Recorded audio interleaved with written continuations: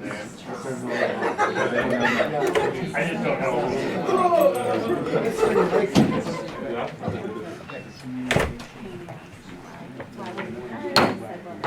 Hi everyone, thanks for coming out to this select board regular meeting on Wednesday, September 20th, 2023 at 6 p.m. As always, we're going to start with the flag salute.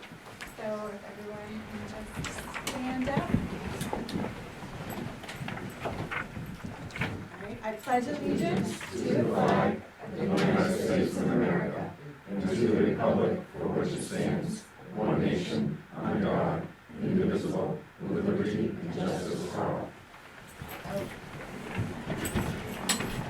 All right, so the next bit is going to be the public comment section. This is just a time for something that's not on the agenda for you to speak to it. If there is something on the agenda that you'd like to speak to, I'd love to just know what it is, and I'll make a little note on mine and allow you opportunity to speak before we talk to that. I think it keeps things a little fresher in our minds if you don't have time. So does anybody have any public comment at this time? Yeah, I'd like to speak about the Bethel skating rink later on. Okay. Anybody else? Okay, sweet. Feels like a lot of people and not a lot of comments. All right. The win. I'll take it. Moving on forward. Okay, so the next bit will be adjustments to the agenda. We have a couple supplements. The first supplement we received is to see if the board would vote to appoint Sharon Jackson as our interim town manager effective 9/22/2023.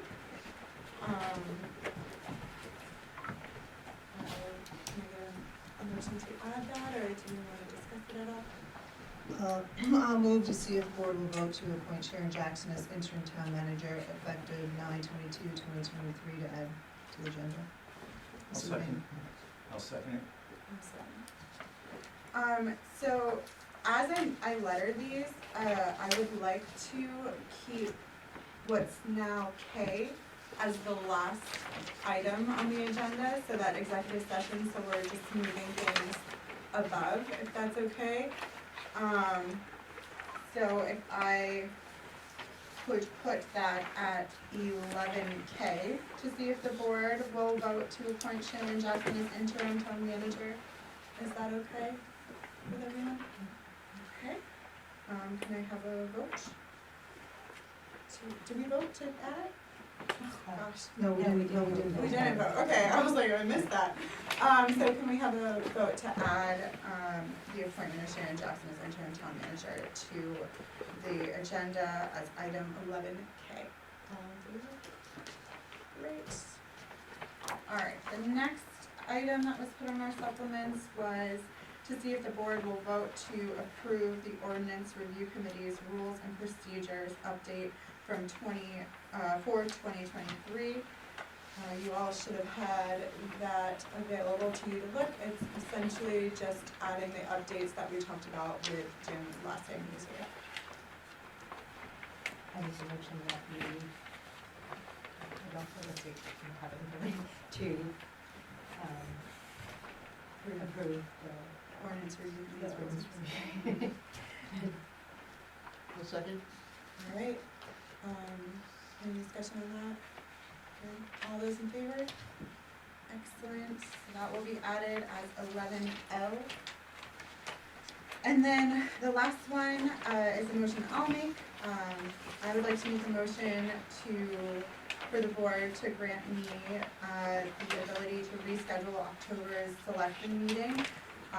We had discussed that the interim town manager couldn't make our first meeting, and it's really imperative that she's available. So I would like to go ahead with the planning board assistant and see if we can switch to the planning board. Courtney already has like a preemptive, she knows about this, so it's likely to happen, but I just needed the board's permission to change it since we had voted on a schedule. So, may I have that So permission? we're doing so if I make a motion, I need to say October, what is it, 11? So, you can just say to the second and fourth Wednesday of October. Or you can just say, allow me to reschedule, because if she can't reschedule, which she says she can, but she needs to check a couple things about, the letters, so. I make a motion that we allow Meryl to reschedule the October select board meetings. Second. All those in favor? Thanks, guys, and I'll make sure, I let everybody know which way that flows, as soon as I can, and then of course it'll be on the website. So the new, order is gonna be 11K to appoint Sharon Jackson, 11L for the ordinance review committee's rules and procedures, 11M, a motion to see if I can reschedule October selectmen meeting, and then we'll go to 11N, which will be the executive session. Okay? Great. Moving on along. Public hearings. We have an entertainment permit for our airport. Hold on there. In here. There you are. Oh, wait, 2 minutes.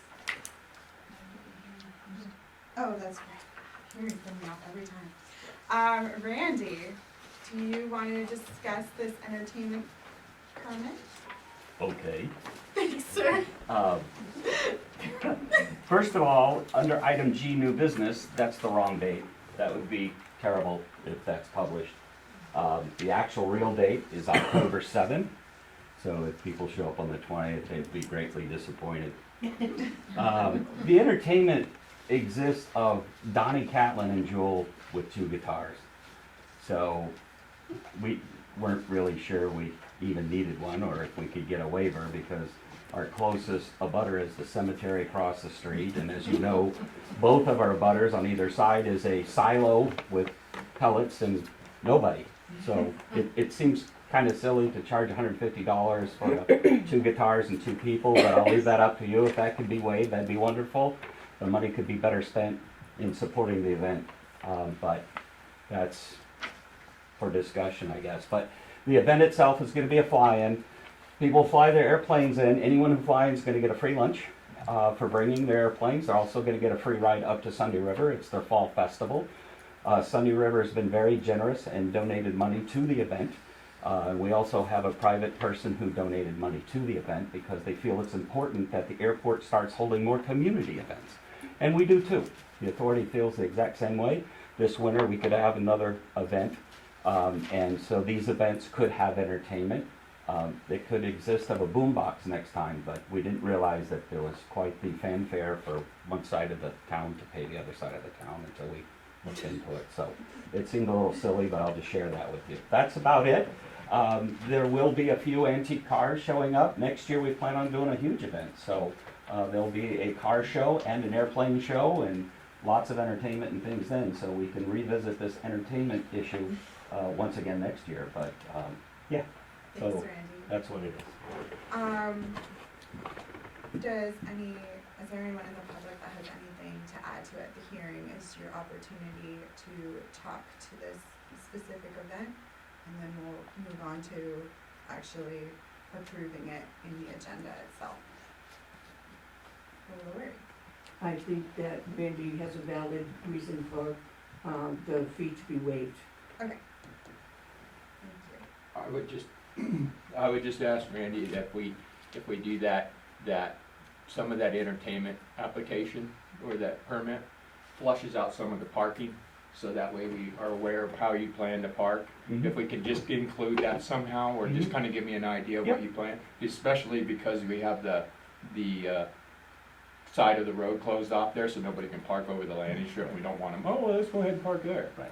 So I'll be glad to work with you on that. We have actually a huge field overflow Yep. through the gate by the fuel. That'll So work I'll great. work with you on that, Yep. but we have way more parking than you could Yeah, imagine. just something that Yep, we I can get show. it. Yeah. I'd be glad to work with you. Sweet. Awesome. And for those that don't know, this is our CEO, so it's the reschedule question. Okay, so at this time, I'm gonna close the public hearing portion for this entertainment permit, and move on to action on minutes. 6A is to see if the board will approve the minutes from September sixth, 2023, regular board meeting. Are there any adjustments, edits?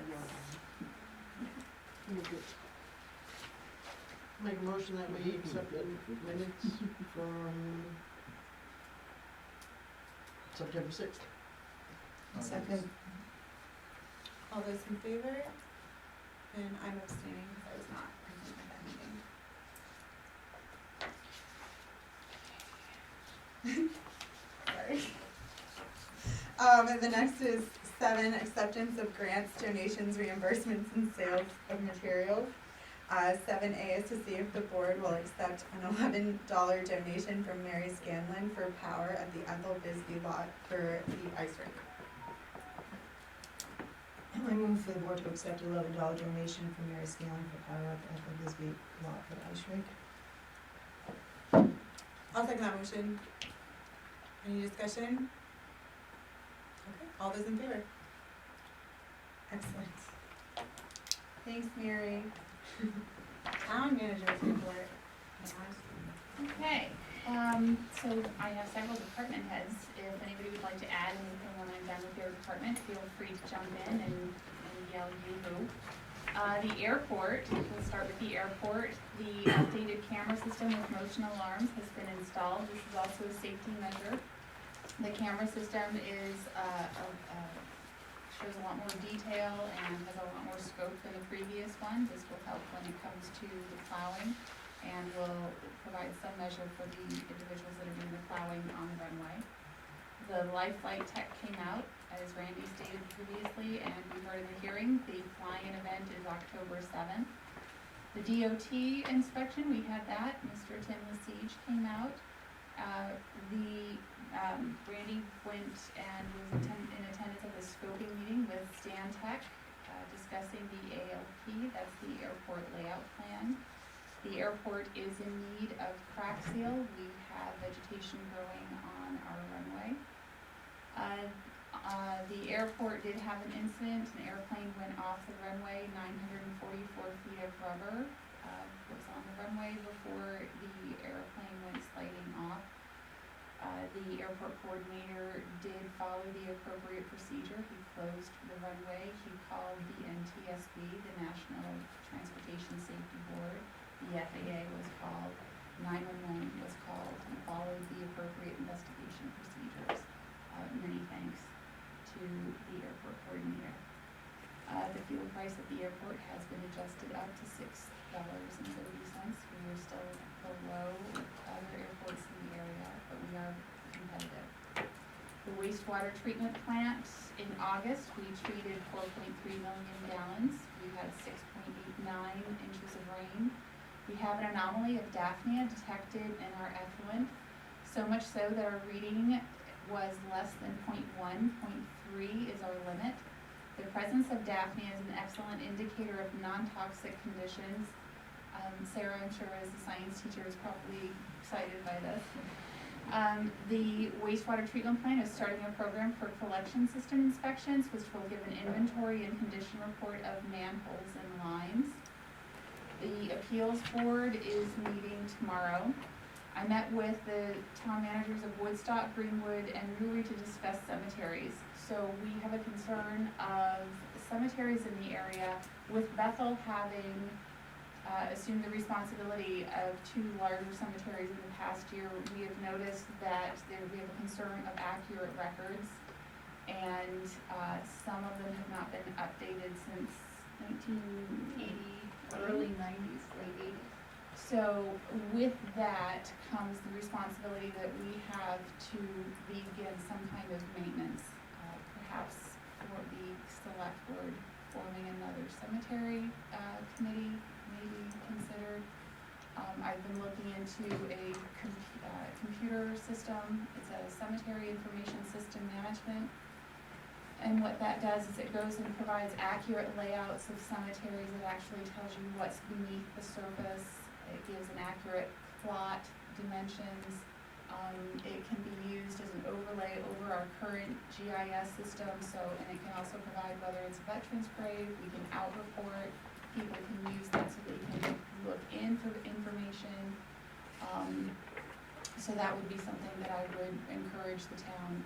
The other thing that we discussed in our town managers meeting was looking into, we've had some interest in green burials and throughout our different towns, and perhaps instead of having portions of different cemeteries have green burial plots coming together as different towns and maybe having a green cemetery so that all the towns participate in this, and that would be something that we would move forward with throughout our towns and maybe look at some donated land. There's not one that is close to this area in all of us as far as towns have had interest in that by some of our residents. I would encourage the board to look at that. Let's see, multiple transitional files have been facilitated to create an easy conversion between the transition of the town manager. I did meet with the interim town manager this morning. She is in the audience if you want to introduce her, by the way. And so this was a certain definite pleasure on my part. I was very pleased and happy that we were able to collaborate and have a lot of discussion as far as where we are as the town and what I've been working on so that it will be smooth. And Knowles Industrial has provided an estimate for the sand shed. I believe that was provided for the board. That needs to be decided. It arrived late today, so it did not make your packet. But at the next, they would like to have an answer soon so they can move forward with that to be able to begin restoration of our sand shed. So their estimate of $88,000 certainly is well below the $20,000 that we have within our account to be able to cover that cost. So I would like to provide some kind of communication that the board is aware and will be acting on that at the next meeting. And that is it for my last manager's report. Thank you. There is nothing in, board and committee report is I think he's just here because we have representatives. Okay, so new business, 11A, communication from Representative Sobolewski. Hi. 73rd District, the floor is yours. Hi, how you doing?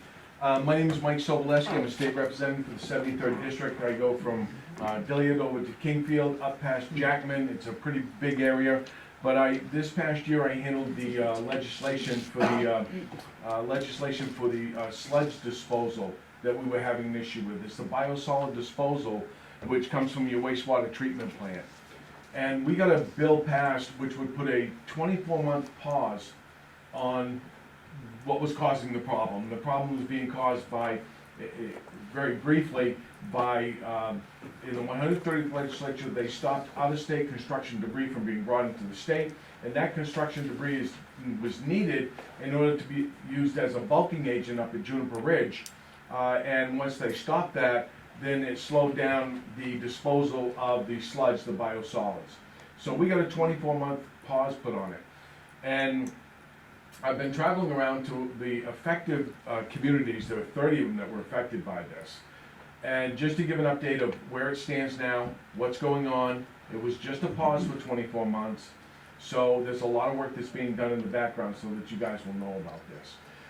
The Department of Environmental Protection contracted with Brown and Caldwell, which is a bioengineering firm, to do a biosolid study on the best way to move forward with this. And they haven't completed that yet, but what they're looking at, and they're looking at either going with more pressing of the biosolid itself or anaerobic digesters, which to eat it up more. So basically, it will be less wet when it goes up to the landfill, so it won't need that bulking agent, is what they're trying to get done. How that's gonna happen, we're not really sure. It could be an adjustment to your facility, it could be an upgrade in your facility, which will either upgrade presses or anaerobic digesters if you have them. Lewiston Auburn, for instance, which is a huge facility up there, they have an anaerobic digester system which is incredible. They produce very little waste that they have to dispose of, and that's the direction that they're going down. Travis Peasley's the guy up there. He's involved with Brown and Caldwell. He's helping them get this, the right language down and the right plan down. So it is being worked on. It's coming down the road. We're about 4 months into the process now, so there's only 20 months left, and we're trying to make sure that we can find a way that we don't have to go back to the system we had, because we know how expensive that was. That was incredibly expensive. I know, it was, and it was hard, and it was expensive because what had to happen, because they couldn't take so much all at Juniper Ridge, they had to take it over to Hawk Ridge, which is the compost facility, dump it out there, load it onto trucks, and take it to Canada. So that cost was being spread out evenly amongst everybody, even though some of the trucks, not all the trucks had to go over to Hawk Ridge. They were trying to even that cost out amongst all the municipalities. So that's being worked on to find a permanent solution for it. It very well may be either, like I said, anaerobic digesters or upgrading the presses. I'm not sure exactly what you're doing as far as your presses go here, or what percentages you're at, but we're trying to get it from the 25 range, 25% solids, 75% water, up to about 65%, 65%, and that's gonna make a big difference. So that's what's going on that end, That's great. okay? Still working on it, still trying to get it down, Thank you. and we're gonna keep working on it. Another thing I wanted to update you on, I'll let you know while I'm here, is in this past legislature, I put in a bill to amend the EPS funding formula. The Essential Programs of Service funding formula is the formula that's used to determine how much the state's gonna pay the school budget and how much the municipality's gonna pay the school budget.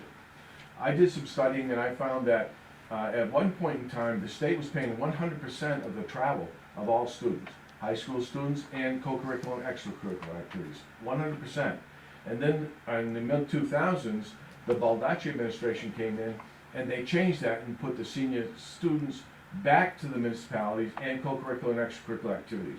Sent a spike in the mill rates, tax rates going up. So I put in the bill to send that back to the states. We have a surplus, an incredible surplus every year now in our budget, to put it back and let the state absorb that money in the surplus and give that relief to the communities. There were 9 bills that were put in for the funding formula this year. I met with the Department of Education, with the Education Committee, and with the governor as well. And they all want to make a change in that funding formula. So they decided to take 3 out of the 9 bills, roll them into a resolve. What a resolve will do is set up a commission. The commission does the study for it, and then in January, it will come back up with the recommendations of the commission. In the resolve, they put my bill in there for transportation. They put one in to consider medium income, okay, in the formula. And they put another one for regional technical centers to increase funding for regional technical and to pay all transportation of the sending schools to the regional tech. So what I found in this past legislature, most of the stuff that was done in the 130th, the one before us, that was sent into a resolve and had a study done on it, we passed it when it came through, because it was the recommendations and it was approved by, it was supported by everybody. I expect that this is going to get passed as well, probably in February or March. I'm hoping that we put what's called an emergency on it, and if we do that, as soon as the governor signs it, it becomes law. Normally, when the governor signs a bill, it has to wait 90 days. We put the emergency on it, it becomes law, and we can get that in before the 2024 budgets start being created. If not, it will be in for the 2025. So there is relief coming down the road on that as well. So I just wanted to let you know that. Thank you. Okay? All right. Thanks for taking the time. Any questions about any of that? Or? Randy, do you Uh, have a question? Well, it's not necessarily a question, but I just want to let them know that the town had enough foresight to purchase a Hoover screw press, and we're getting 22% solids. I get over 70 loads to Hawk Ridge, and now it's all gone up to Juniper Ridge, but we're getting over 22% solids, and that's pretty good for a little. That's about in there, they're averaging about 25. A couple get up to 27 and a couple a little bit lower, so you're right there in the middle of that. But they're gonna try and get that up a lot more. We were gonna shoot for 45 to start with, but I'm hoping to get that to 55 or 60. That's just gonna save an incredible amount of money, because what you're basically doing, as you well probably know, if you know about that, you're transporting water. Yeah. You know, they use a polymer on it, you know, to firm it up. Right. But you're basically transporting water and you're paying them to take your water. So, Paying them a lot to take our water. paying them a lot, that's why it was so important to get this done. It was a lot of work, they didn't wanna do it, but, Yeah, that's great news. but they had to, I'll yeah. tell Toby. Yeah. I'm sorry, I have a Lloyd. question. We have a dewaterization system. Is that gonna be helping the press part of it? The dewaterization system is the press, as far as I know. Yes. Oh. It is the press. And what it Okay, does is once, it presses it out to be a biosolid, and the addition, the leftover water that comes out of it in that process is effluent, and then that just gets absorbed right back into the water system, because it's not, it's done at a certain level that it's not toxic when it goes back into the environment. But that dewatering system brings it out, separates the water from the solids, and then you have to bulk the solids back up in order to be able to transport it. I knew that part. Thank you. Anyone else? I will say that Representative Sobolewski was my go-to person when all of a sudden we didn't know where we were gonna be able to take them, and he was the person I contacted and asked him to do something. And, so he was a huge help, and I thank you. Yep. Thank you so Thank you much, very and much. thanks for coming. Yep, definitely. All right, the next bit is Just 11B. A card real quick, Oh, in yeah. case there's something that you need. I need a lot of stuff. I don't think you wanna help me. Some of it's an emergency, too. That's usually going somewhere else, I got your cell anyways, Thank okay? you, Mike. Thanks so much, guys. Have a great night. Thank you very much. Safe travel. Thank you. Yep, thank you. Okay. 11B is to see if the board will vote to select a bid, select a bid for sand. Do you have anything you wanna add to this, Public Works Director Selectman? It's probably about the same thing we do every year, this time of year. Okay. So the bid, where are you? Value the board. Lean too far. The only, Again, this year we only had one. We did, and I did actually email out invitations to bid to several other companies and did receive only one response. Is this who we used in the past? Yes. We usually only receive one bid, and this bid. this Okay, is the just bid. wanted to make sure it wasn't somebody that we knew that he didn't know. Oh, the only question I have is, and this isn't really about denying or accepting the bid, but, since our invitation to bid was to put it, I believe is that at the Sand Dome? So if we move to get the engineering done, should we relook at that, or can it still go in the dome while it's being, or will we have to take what will make less of a mess for you? The last paragraph from Knowles, not on the bid, but from Knowles about the, Oh, the engineering thing?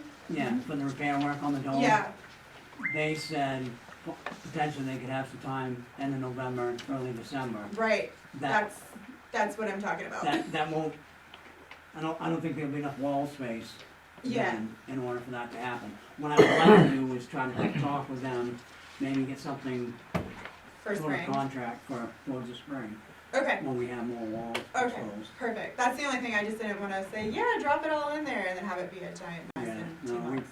kinda have no choice this time of year. Get That's true. prepared. Okay, thank you, Scott, that's all I had questions about.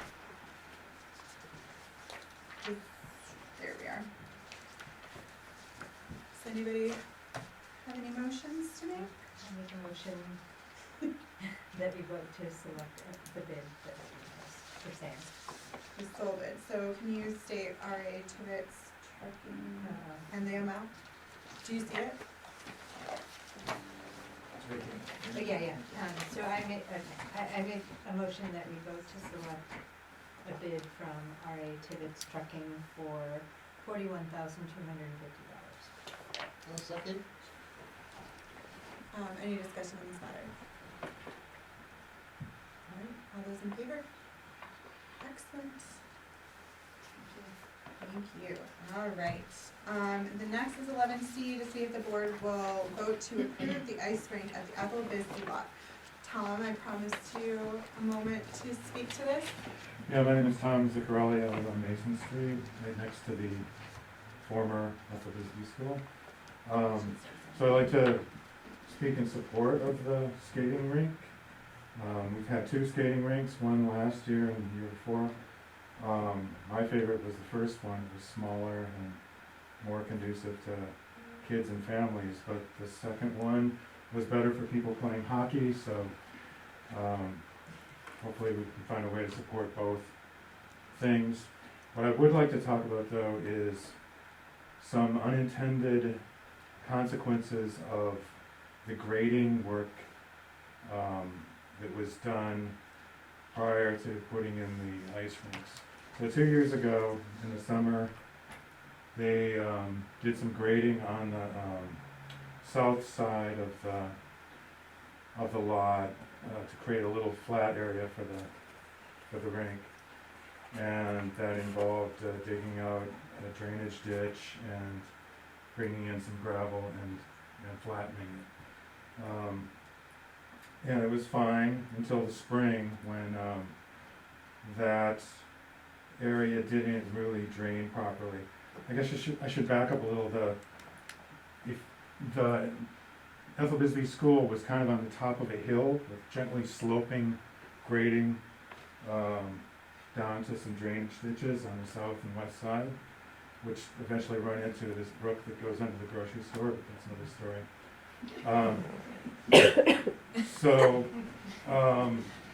So there was never any drainage problem. We've lived there almost 30 years, and you know, in all different weather conditions, not just this summer, there hasn't been really any drainage problem.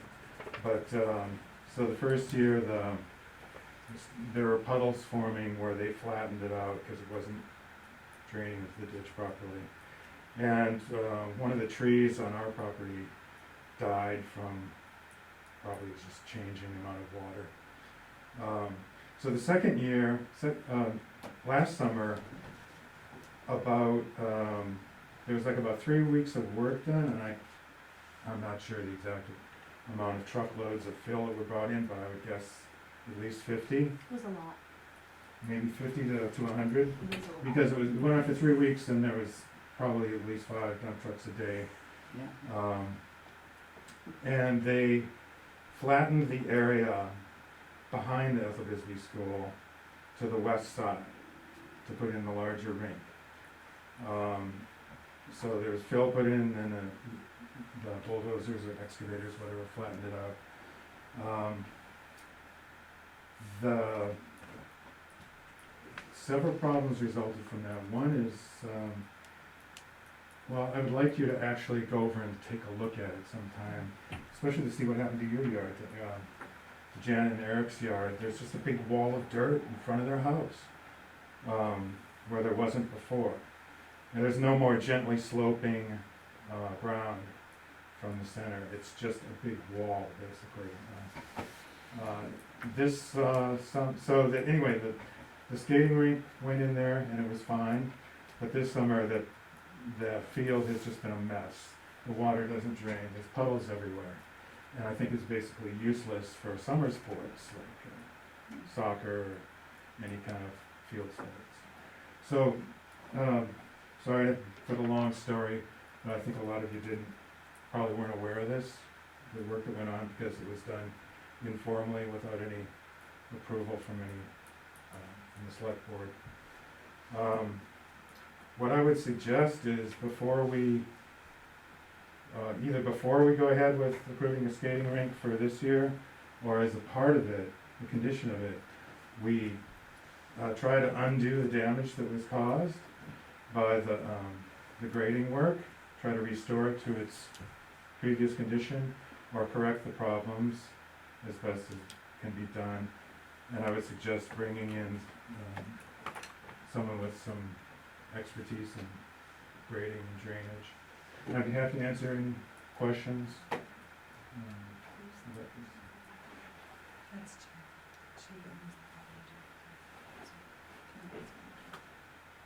Janet, what's your address? 13 Philbrook. 13. Thank you. Did you want to speak to me before we move forward?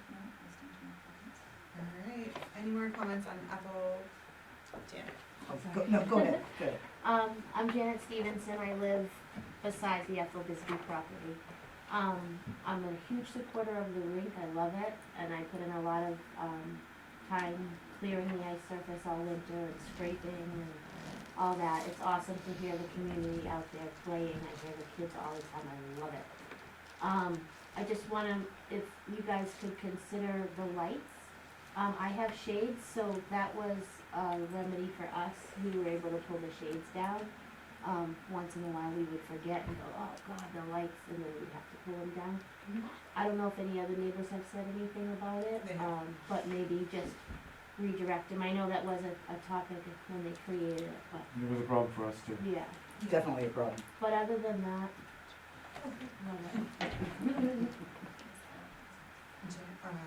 Sheila Reardon, Sheila Reardon, and what? 16 Spring Street. Thank you. And the lights shone right into my yard, oh, through my yard, into my living room, into my kitchen, and no amount of shading. Can I ask just a clarifying question? The first year, wasn't it twinkle lights? Was that okay? Honestly, I didn't notice the twinkle lights, but last year, Okay. But last year, it was like the big staging lights, correct? it was a light just. it was the one on the building. Yeah, that was shining. Okay, so I think Which that- isn't there anymore. It's the same kind of light they use in prisons for surveillance. That's what it felt like. Do you not like the buzzing you put out there for you too? On the jacket, and it just I think, with the lights, I mean, I know I helped with the setup the first day, and there were supposed to be lights in the ice, and then it ended up that the plastic covering that we were putting over was black, and it blocked the lights. Does anybody know if that? Yeah, I mean, like, would you need the big lights if the lights are in the ice, or is that still not enough? Yeah, I can speak to that. I think we're, I'm Nick Parker, the rec director, have been a member of the rec board and part of the discussions about, setup of the rink. Yeah, I think so we ordered lights to go under the ice, and the company sent us the wrong liner. They sent us a black liner. They're supposed to send us an all-white one. So they did give us a credit to order an all-white liner for this year, so we do hope to utilize the under the ice lights in the setup this year. I think last year the lights on the side of the building, we utilized the space that was there and the structure and the electricity that was there in setting those up. This year we kind of have to start new from a lighting point of view. So for sure, working with the neighbors and thinking of whether it's string lights or something like that would be very much on the table as far as how we. String light sounds good. We had some string lights donated last year, right, as a part of that, video group that came, that had strung up string lights, I think we have some Yeah, those were donated. up last year, and those were nice. So we had already had that conversation to try to avoid the super intrusive floodlights that were on the building. And so I've had the conversation with Mr. Sumner and Mr. Hooker, and they will continue to work with the neighbors and come up with, I believe the twinkle lights around the perimeter were what the plan was, and I believe that's what they're going to be moving forward with. But certainly your input is valued. Okay. Just to get it on the table, well, does anybody else have anything? I have a question, who's overseeing the whole project? Can we, from the board, when we get it on the table, we can talk about it, but for now, does anybody in the audience need to say anything about this? Can you state your name? Sure. Amy Cannell, and I am the executive director of the Hoosick Kids Association. I don't know much about lighting, and I'm a terrible ice skater, but what I do know is that with help from colleagues and friends, we've secured a lot of grant money that is enabling us to buy 30 pairs of skates and 30 helmets to be used by MKA and the greater community. So just a little plug, like it would be really awesome if we could all work together and figure it out. Thank you. Yeah, you're very welcome. So I make a motion to see if the, Didn't you wanna say something? oh, I'm sorry. Jen. Yes, I just wondered if there was ever a discussion about an alternate location for the ice skating rink, other than the Bisbee School and a residential area. Sure. My understanding is that the locations due to the size of the structure are really, really limited to the point where there's really no other option at this moment. Scott, The original if I'm- discussion, and they were like 5 different locations that the group was looking at, trying to figure out what was the best location to make it all happen. Was Telstar ever looked at? No. I think Telstar had an insurance issue, is that right? That might be from somewhere in my brain, I don't know. I'd have to look it up.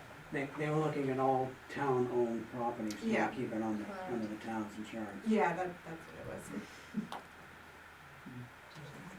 Jim? I can enlighten you on some of that from, I used to run the rink decades ago. The locations, we had it on the common, we tried that multiple times. We had a great spot down across street. We put a lot of money and time into it. The problem, the biggest issue that arose in both those locations was getting water to the rink. So the Bethel Bisbee site had the water right there. We used Does to it have, still? the water's still there, yes. So like, for instance, the one across street, across from the movie theater, we had to run a hose across the road. People were complaining, they're driving over the hose, and it was a lot of work. That's where that lot came in for ease of use. Yeah, I think accessibility to this Bisbee lot to a central location was critical. It's accessible for volunteers. To access the parking is really big, so that there's a place for kids to pile out of cars and run around and do what they need to do without crossing traffic and things like that. I think too, it's protected a little bit from foot traffic and things like that. There's a big concern that if we do it in the common, and the ice is soft, people are gonna be walking all over it, potentially damaging the rink. The Bisbee site over the past 2 years has proven really good as far as any damage, on purpose or inadvertent to the rink has been minimal there as well. You remind me of another thing I wanted to bring up, and I'm sorry I didn't earlier, which is parking and the headlights and running motors and cars that are parked there.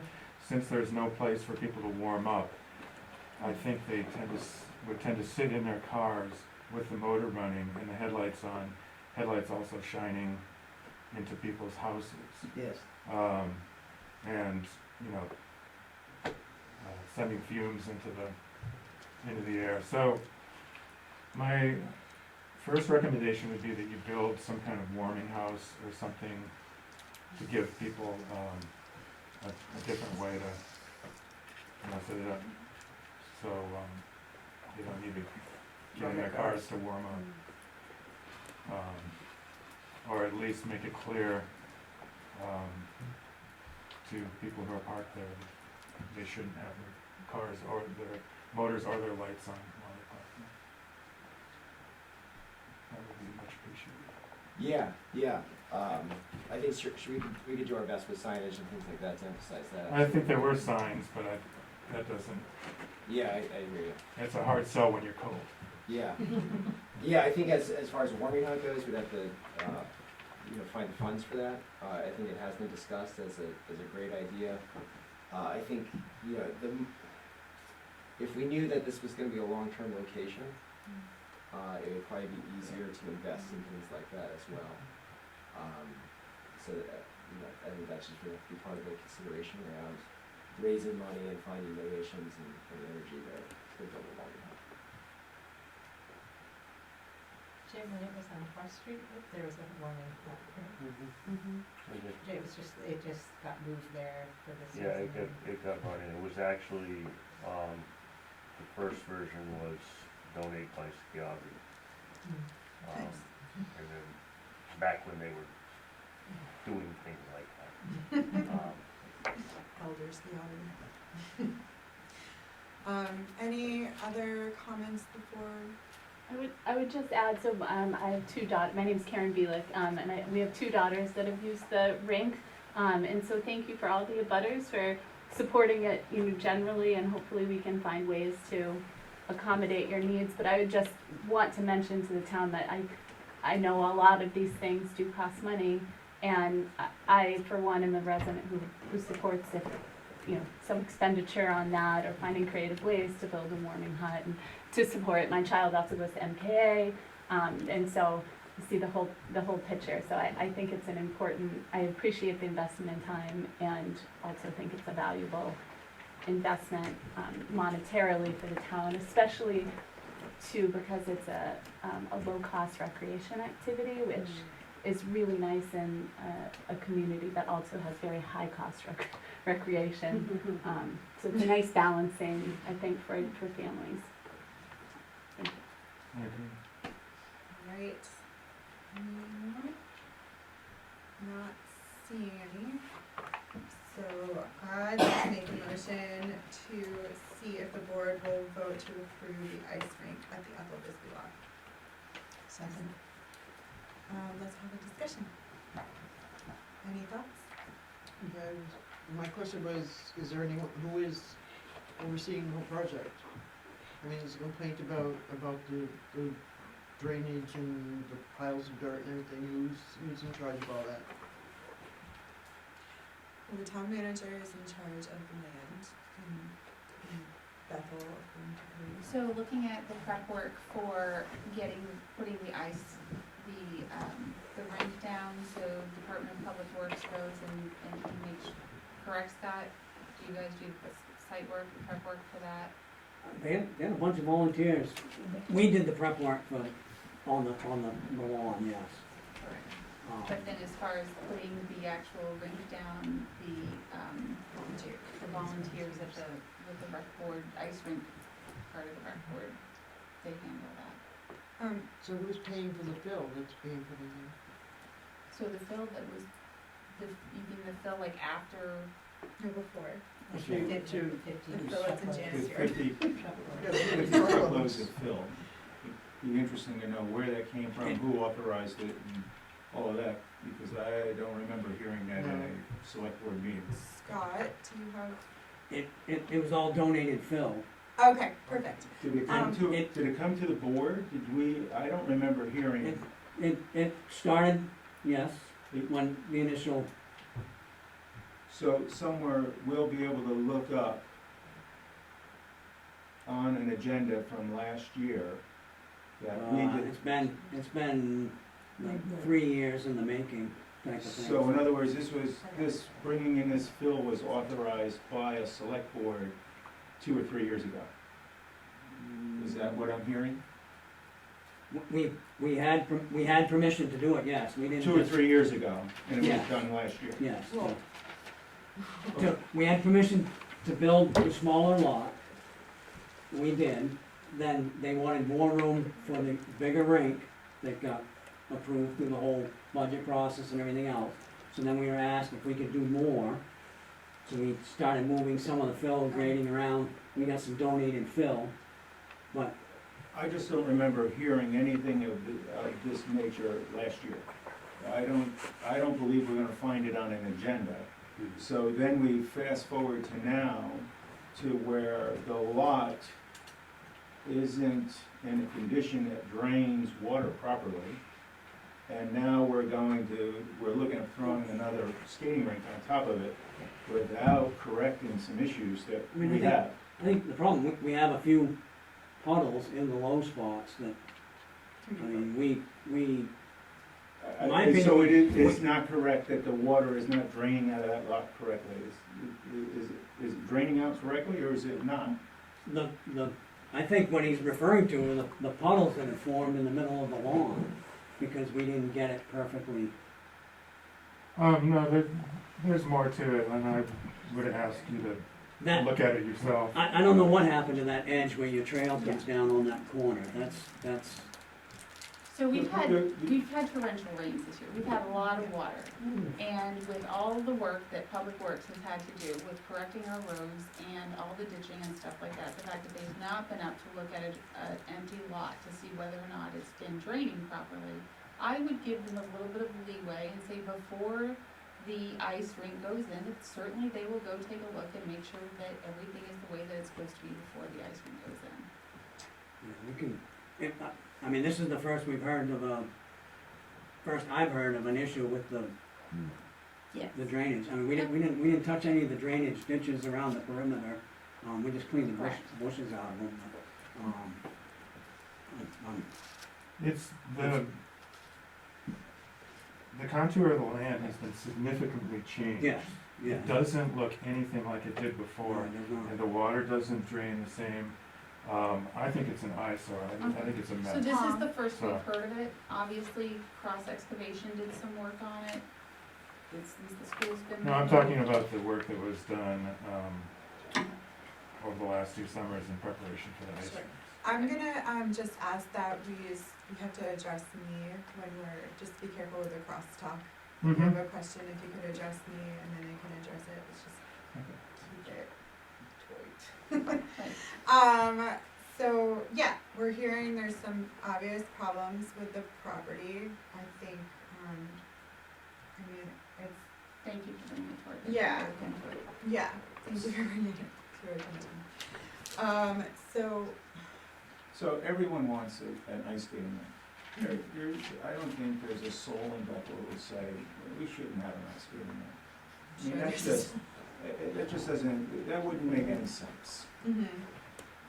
With that being said, I've been sitting on this board and decisions have been made without doing the proper foresight of what our what the ramifications of our decisions. So I think it's important that in making fast decisions under the gun and making bad decisions isn't a good idea. That doesn't, I'm not saying that not have an ice skating rink, but I'm saying making a decision that crashes later isn't something I want to participate in. I want to make good, positive decisions. Going to a lot, is the lot ready, is it not ready? Is, our code enforcement officer, I don't know if he's been there, hasn't been there, has people done the work that needs to be done for us to make a good, solid decision? Yeah. We're talking about lights, we're not sure about what lights are gonna be there or not be there. We have an idea what lights, but I think that we need, going forward, we need to make sure that we have all the proper information and making good, solid decisions to where people aren't coming in after the fact complaining to us that we did not do the proper work, ask the right questions, know what the ramifications are of our decisions. And this sounds like there might be some things there that where we make a decision to put the ice skating rink there and issues are gonna come up and people are gonna say, why did you do that, select board? Sure. I kind of have two opinions on the matter. One, I know that the ice skating rink went before the planning board and asked for a determination, and it was decided that a site plan wasn't necessary. I'm not overly fond of that decision, only because it doesn't provide the opportunity for there to be a clear communication to abutters about lights and grading and all of these things. But that being said, it's not our decision to make, it was the planning board's decision to make, and they did make it. Second, I think that until we have a plan for Ethel Bisbee in which the town manager can administer that plan, I'm a little reluctant to micromanage kind of land use and also direction of department heads, which is very much we're not supposed to do in the code. So I understand what you're saying, Frank, 100%, and I agree and really love forethought. It's one of my favorite things in the world, but I also think like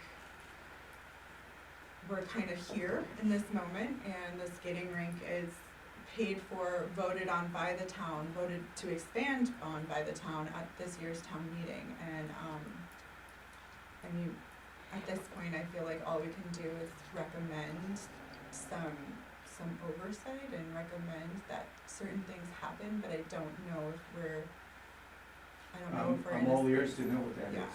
Yeah, same. So those are my thoughts on that, and if my interpretation is I what we're talking about are land use issues. Yeah. And we have a process in town for that. It's called the planning board process. Right. So we do have a process for that. And I do understand that they made a determination that it did not need to go through the site plan process. Even just the applicable performance standards, they said it didn't need to put in here too.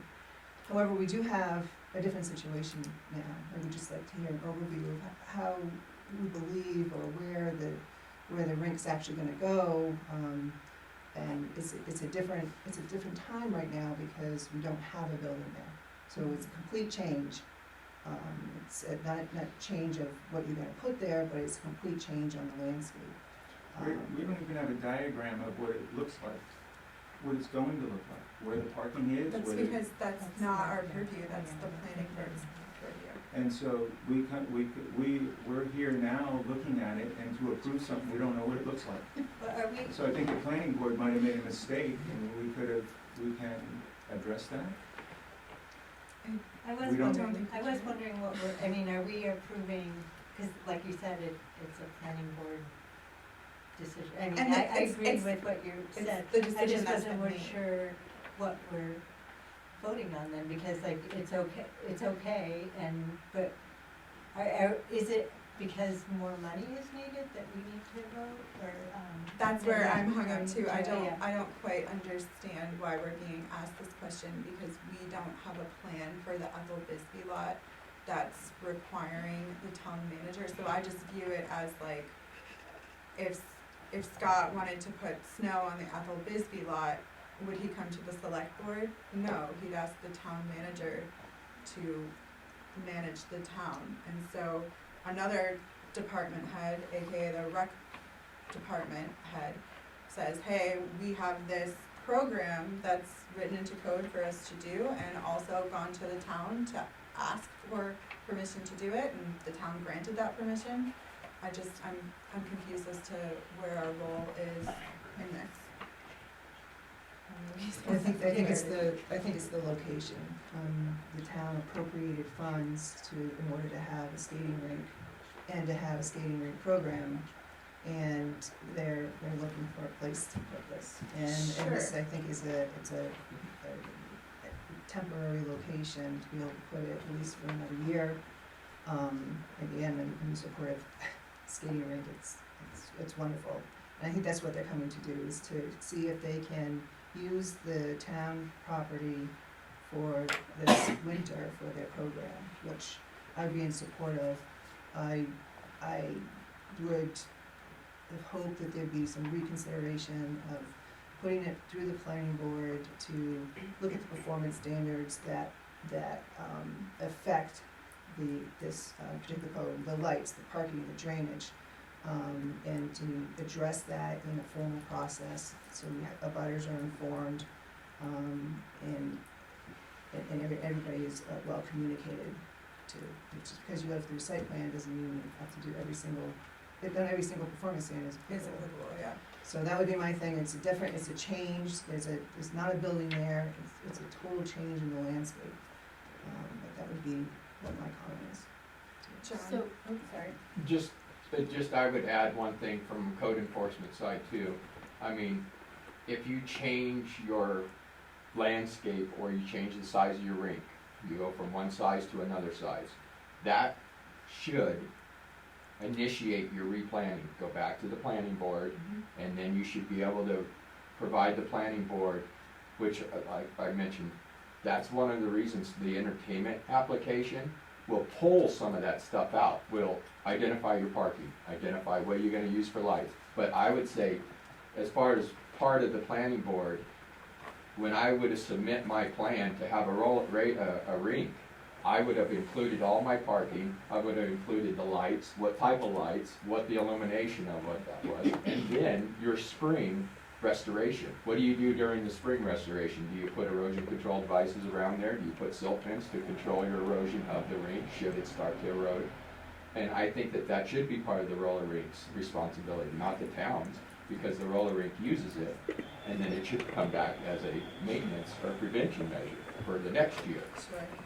So, Yeah, I mean, that's always the way I look at it. Planning board is not about saying no to projects, it's just about getting an organized idea of what's happening so that abutters can feel like, okay, I have this to lean on, this is what's been agreed to, and it gives them an opportunity to voice concerns. And I don't know, I know everyone thinks that site plan is scary, it's not really that scary. It's a lot of paperwork for sure, but Courtney mostly does it. So what I am looking for is, because of the length of time that it is taking to put permits through and to get on CMP's list for power, is for the board to approve, looking past the details, acknowledging that the ice rink will be on the Ethel Bisbee lot. Yeah. That's what I'm looking for, so that we can move forward, because we have to hire an electrician, we have to get order numbers, we have to go through the steps through CMP. And that's what I am looking for, is to be able to start that process, because we are already moving towards late September. Yeah. Does anybody else on the board have anything to add to this conversation? Or any students tonight? I think I made my point. Ice skating rink is very important. But as a little younger, I might be there. And I was there when I was younger, spent a lot of time on ice skating rinks. We need to be doing, as a board, things earlier than later. And this is another late, going at things late. Well, we did try to do it last We need to be doing it earlier, so that we're not pressed. So I feel pressed on this, and I'm gonna vote for it, but I'm being pressed because these answers aren't answered, and we're going to assume that it's gonna work out okay.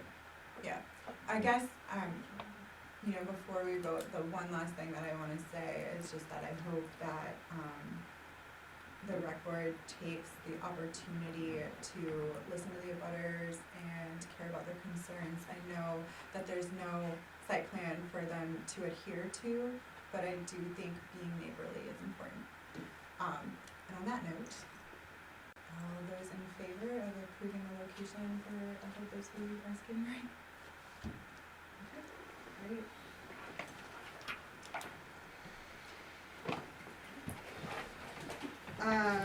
We're on 11D to see if the board will vote to support the Bethel Rescue Explorer program. Dave, do you want to talk about this? Sure. Great. I don't know how much detail you want, but David Hanscom, Bethel Ambulance Service. So, just to revisit for those that were here before and to inform for those who weren't, the state of Maine EMS, is in the process of creating an Explorer program, and they selected 5 locations throughout the state of Maine to do the initial round of this. And Bethel was one of the chosen sites should we choose to support this.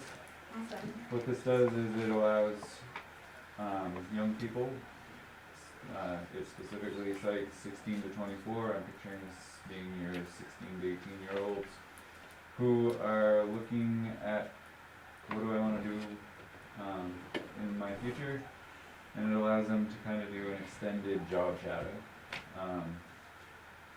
pairs them with a mentor at our service, who then makes sure that they're getting education, they're learning about the experiences of EMS. It allows us to pair with places like the Oxford County Dispatch Center to allow them to see what the other side of the radio is doing when an emergency call comes in. It allows us to bring those young people to things like blood pressure clinics, CPR classes, show them what we do to interact with the community in a non-emergency situation. And should everybody be agreeable, allows them to go on certain calls with us. The benefit for us, we already have a juniors program that allows young people to get involved with us. This is sort of the before I become a junior. I'm not sure if this is what I want to do. This is sort of a slightly less commitment on their part, slightly less commitment on our part. Our juniors we pay when they go on a call. This would be job shadow, so we're not committing funds to paying these people to go on calls with us. It's more them coming and seeing what we're up to. The cool thing, if we're able to do this, is the juniors program is Bethel Rescues. Like, we had to build it to a state standard, but it's Bethel Rescues. Meaning, it's up to us to figure out how to administer this, it's up to us to educate our staff, it's up to us to figure out how to introduce young people to emergency services. The Explorer program, Maine EMS is putting together a training for the young people before they come to our facility. And these are the types of things you might see, these are the expectations of how you will act, these are what Maine EMS expects of you, and these are what your service might expect of you. It also provides education from the state to us on how our mentors should interact with the students, which is something that we didn't have with the juniors program. We had to figure that out on our own. So the benefit for us is we're gonna learn some things from some folks that we can not only apply to the Explorers program, but we can also spill over into our juniors program and hopefully build a better program and hopefully encourage interest from young people in emergency services, whether they end up as EMTs or policemen or firefighters or dispatchers. There's certainly a lack of people in any of those places. So the hope is that this will gather interest and build stronger support people for all of the associated fields. I can go on, but that's kind of the flavor. That's the flavor. Is there any questions? Alright, so I would vote to support the Bethel Rescue Explorer program. That's my motion. And you'll second, Sarah? Okay, let's discuss. Any thoughts on this one? Sounds great to me. Seems pretty straightforward, yeah. Awesome. Anything that. I love an agenda item like that. Alright, all those in favor?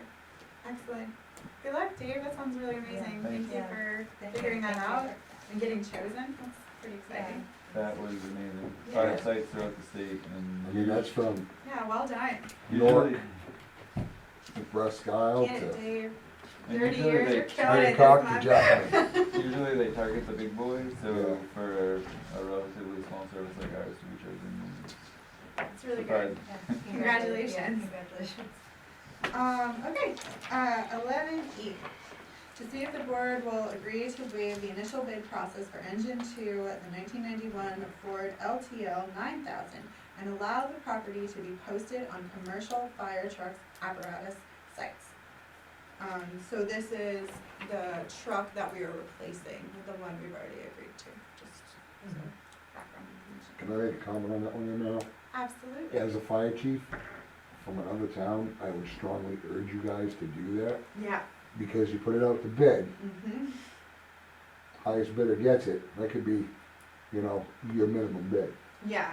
You put it on that, the market right now, there's enough other rural fire departments that don't have something as nice as Mike's got, Yeah, that would like to have an opportunity to buy that at a regular rate, absolutely. so, He told us the horror story of the last one getting sold for yeah, pennies, peanuts. pennies. Thank you, Chief Brumman. Thank you, Chief. Yeah. If I could add to that, so the code does say, it does reference an amount, that if its, estimate is above 2,500, that it does have to. When I asked Chief Dozier if he knows what the estimated amount, he said he would be hard pressed to come up with an amount. The market drives this more than anything, doing it this way Correct. versus, Lucky, yeah. find. So I think it's something we should vote for, or I'm gonna vote for. So let's get a motion on the table first and then we can discuss it. Okay, I thought we got that far, but I'm I sorry. jumped, I'm sorry. It's okay. I make a motion that we,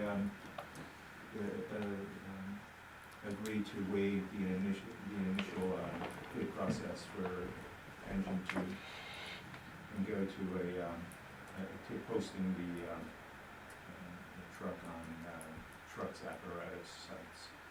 Second? Alright, any discussion on this matter? So what's the period of time, I know the market's gonna drive the price, but what's the period of time we're gonna have it out in the marketplace? Yeah, till it's sold.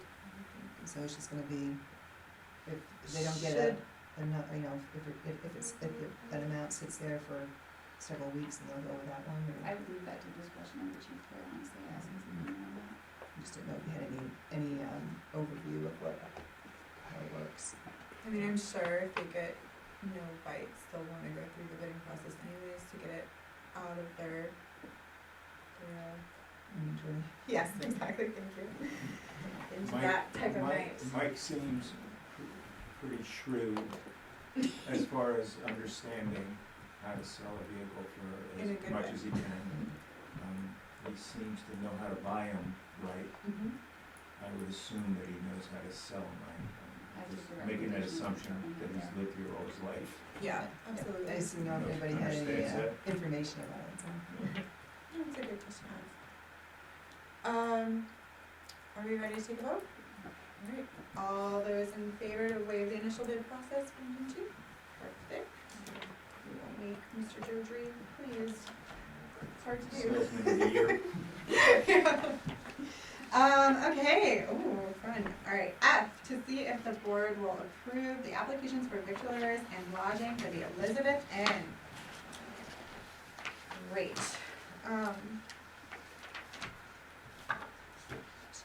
Make a motion that we accept the application of pitcher's license for the Elizabeth Inn. Second.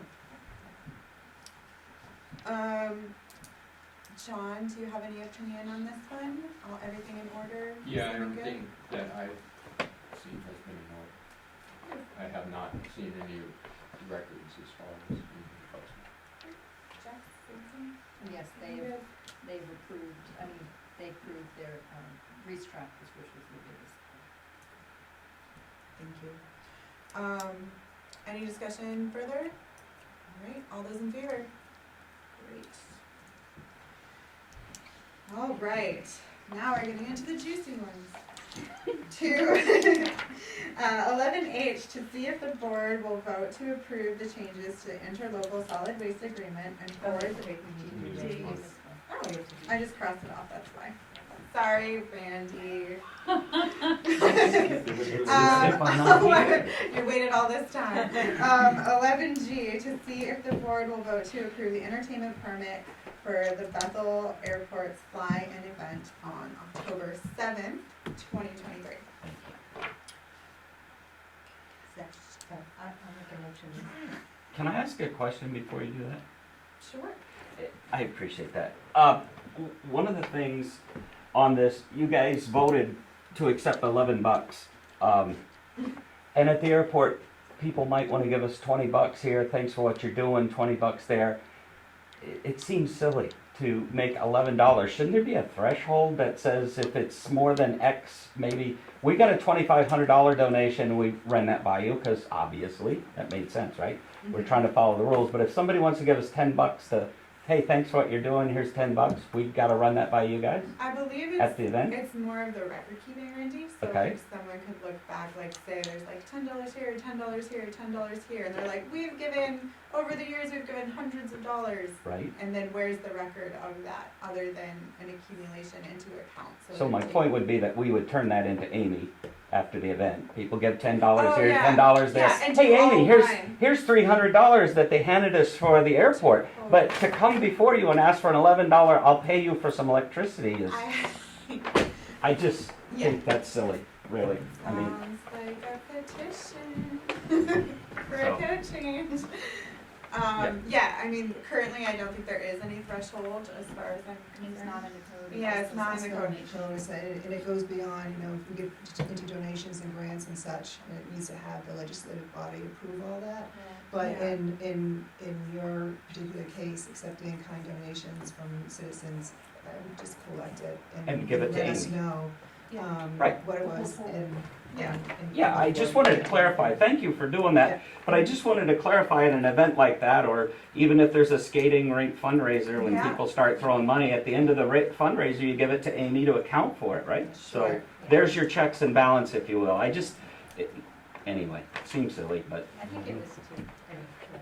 It's the purpose. It was just to pay for that $12. She was making her point. Yeah. point well made. Yeah. Did you wanna address his, request about waiving the permit? We're on the table now, yeah? I interrupted. Yeah, Apologies. yeah, I got it. Yeah, I think I was just. Apologies. I'll make a- Second. Thank you. All right, now we can talk about it. So yeah, there's been a request to waive this fee. So my question would be, waiving fees, just when we set that precedent, is there a precedent for it? Or are we setting a precedent? And can we make a definition of the precedent? So that it's not something that comes up before us. If it comes up before us, we are making a statement of what the precedent is. Right. Sure, I can address that, because the airport is part of the town, does the town charge itself? So, Mhm. so we can make that part of our record, so that when an organization comes to us, we can quote that. Yes. So That would be my recommendation of waiving the fee based on the fact that we would be charging ourselves. And then I would ask if we could park that for a moment, because it may be all moot. Okay. And I want to ask Randy a question. Are you having alcohol? No. So it's not a premise that will be serving alcohol while you have this entertainment? Absolutely not. It's two people with two guitars. Thank you. Yeah. So in looking at the code, I think this is a wonderful event and want to keep going with it. And I thank you for bringing it to our attention, that you want to have it. And I think we would all support it. But I think the entertainment permit is moot, and entertainment permit, special amusement permit is for dancing, live music, for premises that have a liquor license. Yeah. So I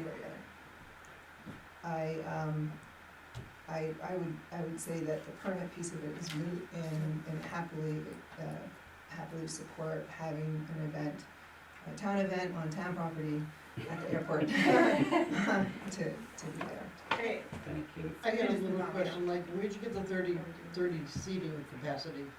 That was just a guess. We're renting a tent with, I think, 10 tables and chairs, so that if it drizzles, people will be underneath. And so there will be a tent out there and all that set up. So that was just a guess about approximate tables and chairs. 2 extra porta It was pots. interesting to see Yeah. 30. Yeah, it was just a guess. Okay. So. I have a question, and I agree, Michelle, with for the entertainment, if you're not serving alcohol, it does not require an entertainment permit. But one thing that I would say, though, is we need to look at that at some point, because if we start saying, okay, if they're not serving alcohol, they don't need to have an entertainment permit or anything, well, it doesn't flush out anything as far as how the operation's gonna go. What's the hours of operation? What are you gonna have for parking?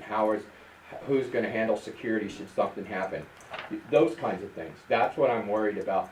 But not only the alcohol part, which is great, it doesn't require you a permit if you are not serving alcohol, which you're correct.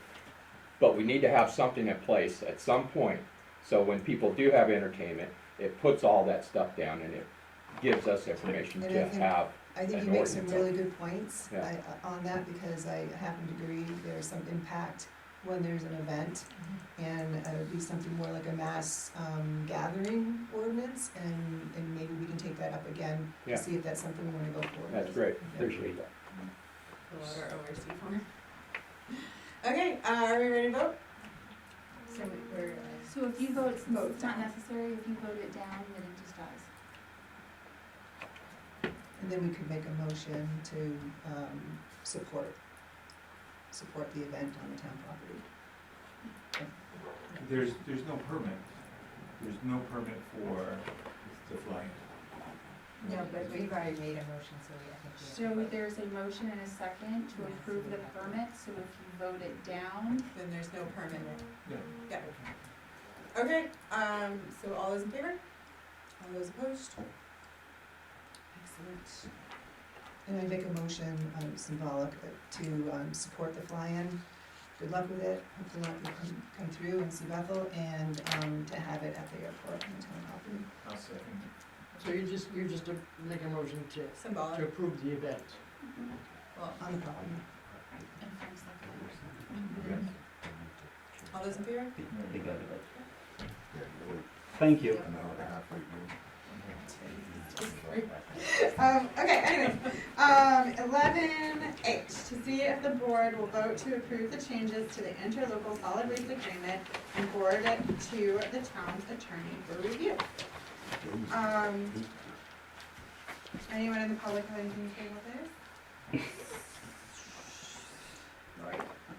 I was on this board for 2 years, and we tried really hard to get this brought before the board to be able to have a scale there, to be able to alleviate a lot of problems that have gone on over at the town dump. Now, I think that this is a wonderful, wonderful idea, and I urge you guys to really approve this because it needs it. It's been needed for a long time. Thank you. Scott, have you had a chance to see this? Do you have any opinion?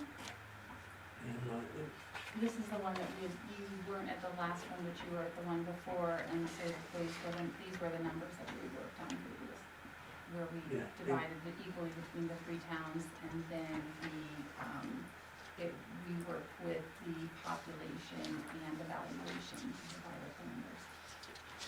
It's nice that they finally come to, it's been a Some long type of time coming. agreement. Yeah, it's, nobody's figured it out, they finally got it figured out, it's something that's needed to happen for a long time, and it's nice that it's finally, I do. it makes sense. I do. Me too. Okay, awesome. Thanks, Scott. Appreciate your opinion on these types of things. Can I get a motion to get this on the floor? Actually, there's, no, for me, I mean, there's a lot of great information in here. Laura is right, something that we've been trying to work on maybe more than 2 years. But we have just basically gotten the information, and I would like a little more time to look at it and understand the impact of it all. So I'm actually gonna make a motion to postpone it until a meeting in October, one of the meetings in October. Whenever they That's it, yeah. Okay.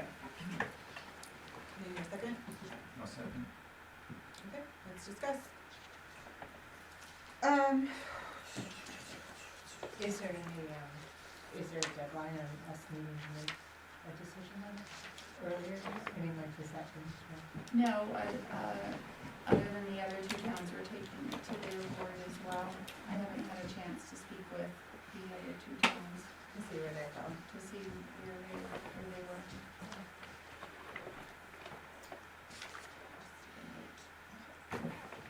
So we can discuss. Yeah, things up. yeah, I was, absolutely. Yeah, I thought the percentages, it's great that the percentages were changed. I wasn't quite sure about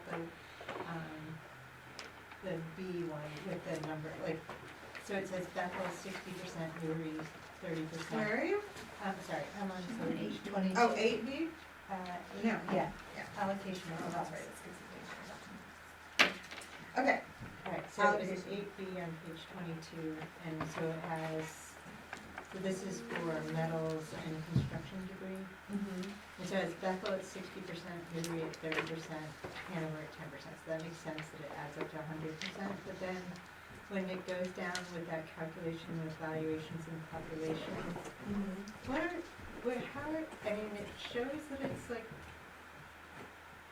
How is this true? multiplying by the percentages, but then it says 124. Is it? That doesn't really add up. The 78% of 2,504 is gonna be a lot more than 120. I wasn't sure what the 124 was in the 63 So I and don't have my 13. math notes with me, but so, let's see. I'm sorry, I don't have my math notes with me. So basically what that did was we were trying to come up with the breakdown. Hanover's was staying the same, so if we were looking at, because before it was based solely on full-time population, and that didn't strike me as it really should stay the same, because, obviously Newry's valuation is higher than Bethel's, and Hanover's, when you looked at the previous years, and this one was the same, and I don't have my calculator either, so I can't even really do the math. Cause I was just like, and then I wasn't sure the parentheses number, whether that was. So that's the percentage of the total. Cause it seemed like Bethel is twice as much, with the percentage above it was like Bethel's twice as much as Newry and 6 times Hanover, but then.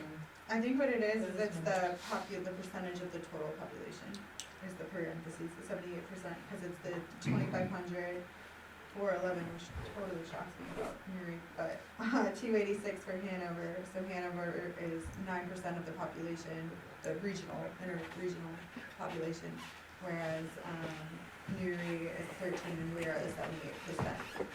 I do agree, I am a little, I don't know what that 124 Yeah, is. I mean, it looks great for us, but I just like, I'm not complaining, but I just wasn't really sure, cause it seemed like, cause the percent, down here, it was like, Bethel, the 124 is roughly twice as much as Newry, whatever the 124 and Yeah, 63 there's are. something And then Hanover is 6 times less than Newry. I get it, Okay. yeah. And then, but then up above, Hanover is only a third of Newry. So I just, things weren't like, I Right, wasn't so quite sure. if you add like your 50% plus your 13%, that's your 63%, right? So your 46% for Bethel, if you're 46% plus 46% plus your 78% equals 124%. So if you round it off if you round it, so then that's 120, 60, and 13. So if Newry is 60, Bethel is twice that, so at 120, and Hanover's gonna stay the same at 10. So you just need percent, okay, I get it. Does that make sense to you? I understand why it's like Well, I don't understand why you're adding the percentages together, like. instead of averaging it, is that what you mean? Cause it's, the calculation looks like, the calculation, the way it's set up makes sense to me, like,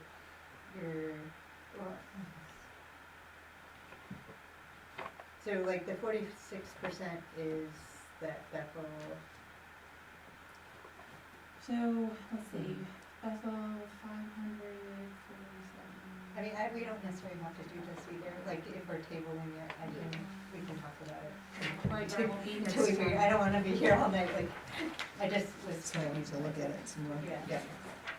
So So obviously, the 46%, if you divide the Bethel's valuation of 547, and you're dividing that by the 1,195,750, then you're gonna get 2457, so you're gonna get 46%. Yeah, Right, okay, so yeah, that's, right. that's the valuation. I thought that was oh, I See, she, yeah. I'll look at it again, thinking about it. Cause that's when they did it last time, for Bethel, for the 77%. So that 77% was, they got those numbers by doing the percentage of the population. Yeah, I got that, I just wasn't. So I did their same method, just using the valuation and the population.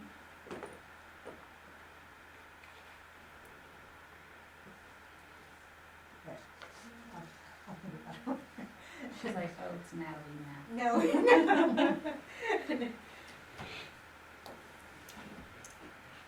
Really, we don't have to, like, it's something, if we're tabling it, we can I know, table but I won't be here next time for you to say Oh, Natalie. Yeah, we gotta ask her all her questions. it. Do we wanna vote, or, do we have some more?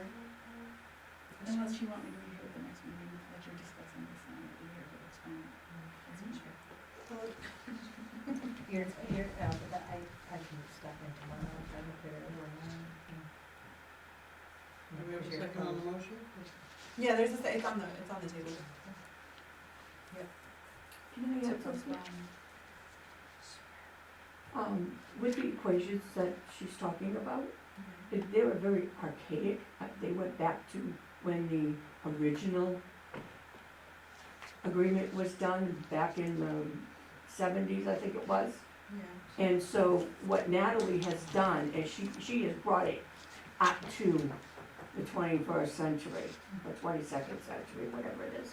Anyways, she has brought it so that the evaluation and the population is together in the equation, instead of it just being the population before. Oh, yeah, no, I definitely got that, I understand, and that sounded good. But my point is that this was very archaic math before, and she has fixed that. So that the numbers that she's proposing to, that she's got on your paperwork, is more true to what it should have been for a lot of years, and it hasn't been.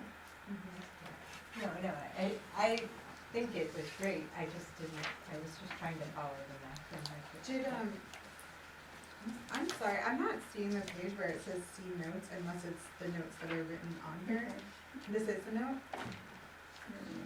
I'm sorry, I am on 3, the length of the agreement, that's the only thing that I So see the C note was. with that- correct date. Yeah, to To correct. what? The C note was to correct the date. Yep. That's what it was. Okay, and what's the date gonna be? Did you guys decide on that? So, no, that's, Not the length. So after this goes to the lawyer, it comes back for like another round of negotiation. Okay. Okay. Great.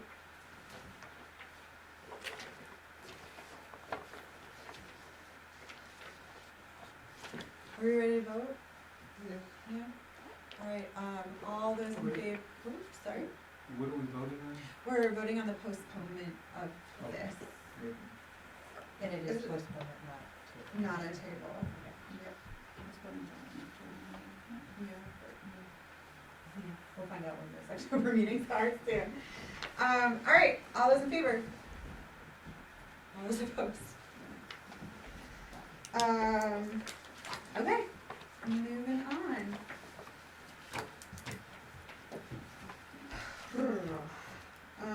Okay. So 11I is discussion and consideration for action on Butcher Burger for failure to renew the victualler's license. Did everyone get that note from Jess? So I'm gonna let Jess go ahead and open this up, if you don't mind, so she can discuss about what she's been doing with us. When we got into September, I went through my spreadsheet to figure out if we were all set on all of our bachelor's and lodging licenses for the year, if everyone had paid. We came up with two who had not, one was the Elizabeth and one was the Butcher Burger. I sent out letters requesting that they pay. The amounts, the Elizabeth did pay their amount and get everything settled. I ended up sending out 3 different letters of request to the Butcher Burger. 2 were just reminders, and on the 3rd one, I indicated that if there was not an action, it would be brought before the board to see if they wanted to do anything. It is, I think they're at a $25 fee, so it's not a huge amount of money, but all the other businesses in town have come forward and paid.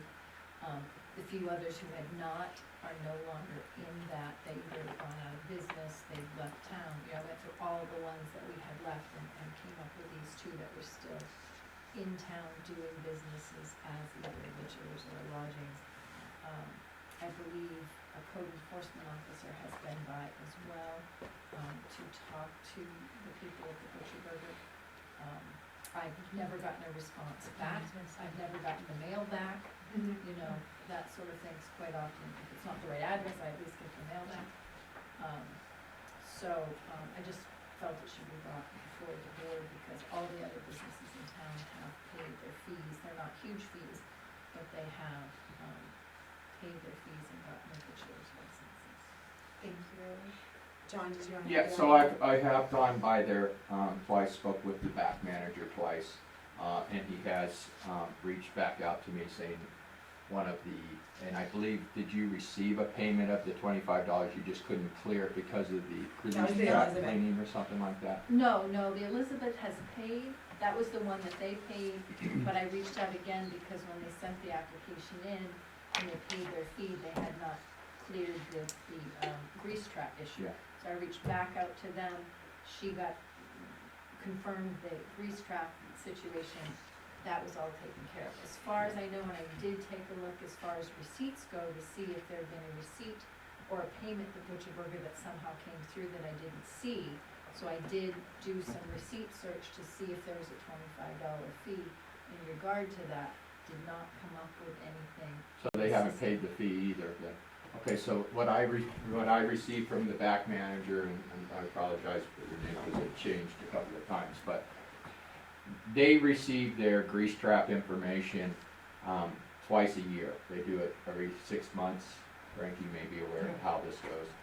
And the contractor company comes in, does their inspection, does their clean, and then sends them the information for the final cleaning and everything.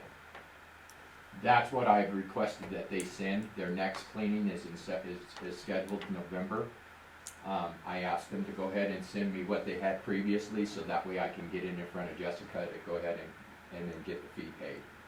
Well, the issue when we do that is that they are required, all the businesses in May.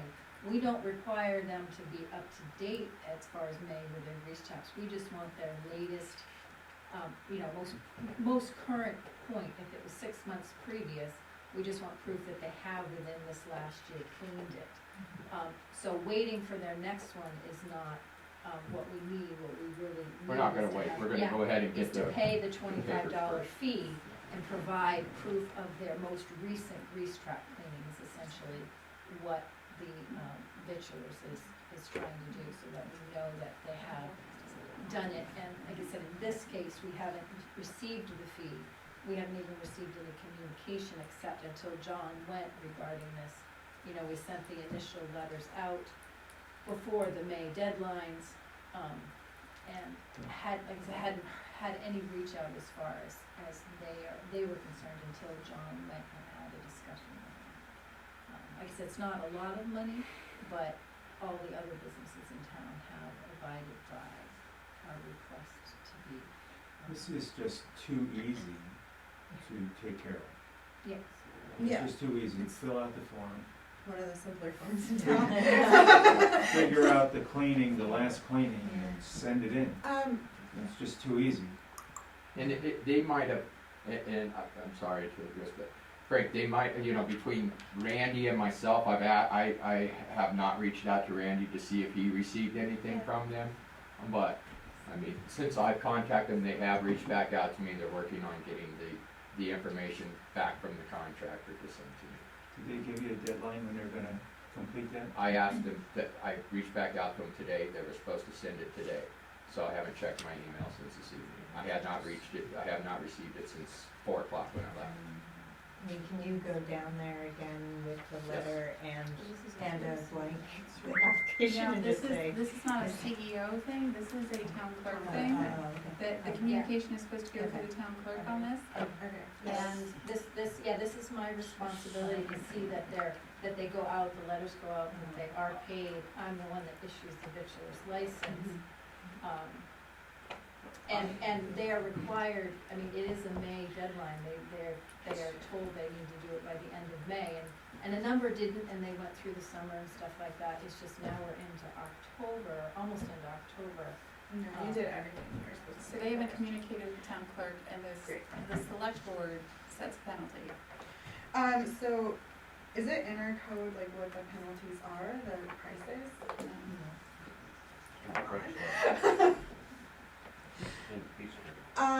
It's not in the fee schedule? That's what I was asking. That's where it would be. Yeah. No. I didn't see it when I looked, but I didn't know if there was like a back of the house fee The fee schedule is just based on schedule. how many seats they have and Sure. that, it's not Okay. there's nothing in there talking about if they don't pay by the end of a certain time period. And technically, it's the end of May. A number of businesses didn't, and I, they did bring it in, and by September, I reached out to those who hadn't paid at that point. This is one of those moments when, to you being supported by the board. Yeah. That's what I'm, get a sense of, and I wanted to kind of put, state that, so we need to be supporting our staff, the town staff, doing their job. So for us to do that, what does that look like to you guys?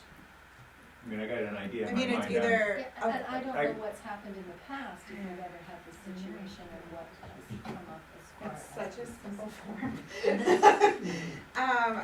So, my inclination is to either ask that we have a fine, or we have a fine by a set date, like if you don't, like maybe a notice of a fine, like on Friday, if we don't see a victualers in our hand, you're gonna get a $200 fine.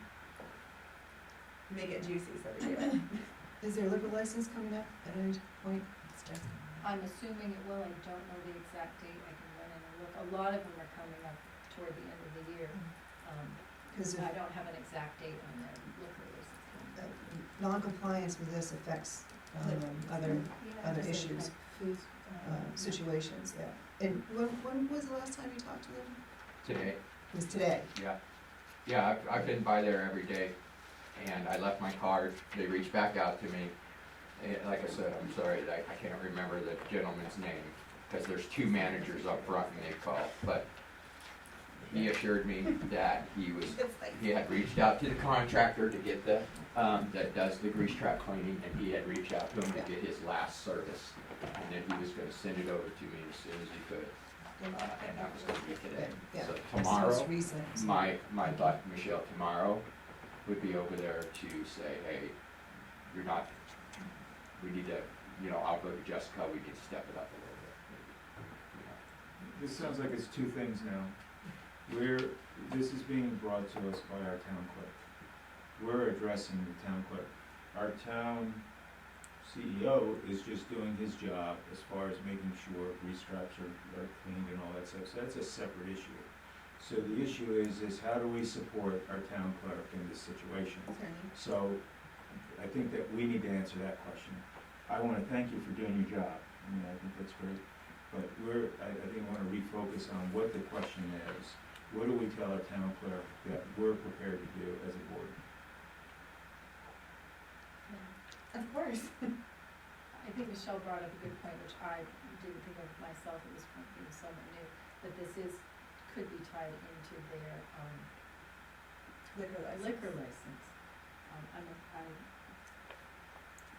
would say at this point, another letter, with what you decide as far as any sort of penalty or anything, if it is tied to the liquor license. I can certainly go and find out exactly when the liquor license comes up for renewal. I suspect it's probably they'll be coming to us in November, because there's quite a few of them that come due the first of the year. And in order to do it and get into the state, they have to have it to us at least a month before, for us to do our signatures and things on it. I see the connection, but I don't think that we should be looking at that connection. Our town clerk came to us and said, I'm trying to do my job, I need your help. What is our help? Right. So But we can use that as a leverage to have a more impactful. She can use that as leverage. We're here to help her, so, and she'll do her job. And so I think that we give her, it sounds like, some leeway to finish this. And I'm just proposing, we give her 7 days, and in 7 days, a fine is levied. And she has that power to collect the money. That, talking about the liquor license in the future, Well, no, but I think we should have like maybe a fine and then a letter that goes into a file or something that, so when they come up for their liquor license, that's, that's something. Well, every business here has a file that I put all my correspondence in, and I've broken it out so that you have those who are victualers and lodging and liquor licenses. The history is now there, and so this letter would go in with their liquor license, essentially a liquor license section, because they are a business that has two different things. They have the victualers and they have a liquor license, which have two different paths that need to be followed in order to get those particular things done for their business. I find that to be fair. I find that to be fair. Given she's already written like a bazillion letters, I feel like Friday is a reasonable.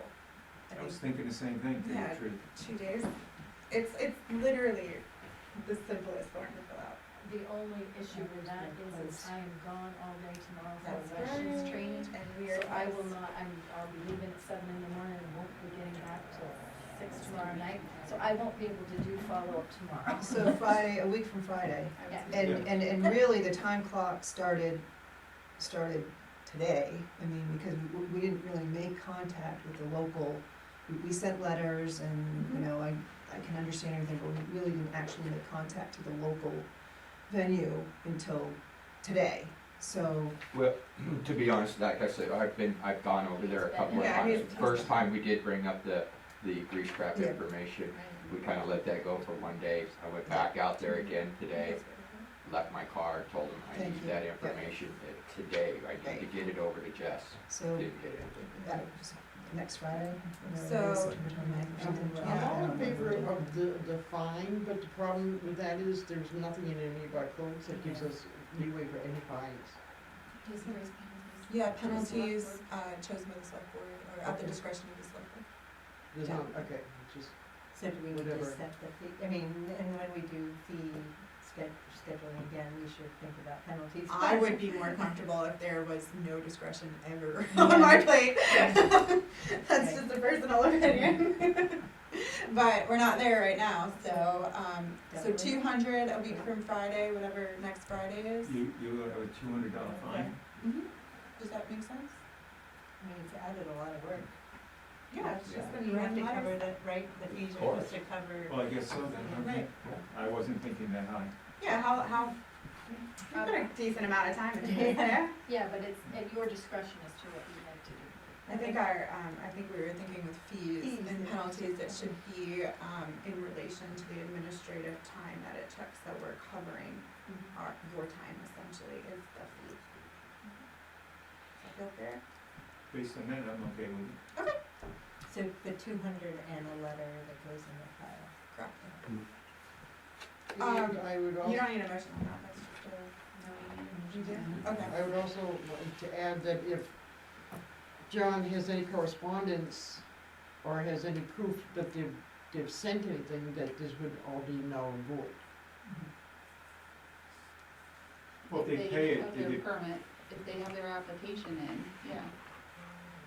They have till next Oh, My they have understanding until is next next Friday to get Alright. the $25 paid and the Yeah. proof Okay. of the grease trap, and then if that happens, your $200 doesn't occur. Yeah, and just, Right. The victular license. Okay. okay, so I guess the motion would be that we, give permission for Jess to write a correspondence alerting Richard Berger that we will impose a $200 fine if the victualer's license and $25 payment isn't received by next Friday, and he can go Not to the bid bitch's then. license, but the, grease trap. Oh, the grease trap, yeah, okay, Would that be a one-time fine, or would that continue until they get the, excellent question. Don't we want the application like that, or just the grease trap? No, it has to be the whole. Everything. Has to be the, And the money. Well, if they don't, I assume it would then have to come back. yeah, it'll have to come back to the board, I suppose. And then we'll make it bigger next time. okay. I certainly hope they get it taken care of by Friday. Yeah, I would hope so. Is there a second? I'll make that motion.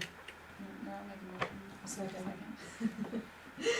Second. Any discussion on the matter? All those in favor? Unanimous. Thank you, thanks for bringing it to our attention, Jess, and being so darn diligent. It's very awesome. Okay, so we are on 11J to see if the board will designate a voting delegate and an alternate to attend the Maine Municipal Association Annual Business Meeting on October 4th at 1:15 in Augusta Civic Center. Do you wanna go with the one? So I included the MMA Association, information that I received as far as the MMA voting delegates credential form, and if you were, likely to attend, and also the separate memo that provides the information on the two proposed amendments.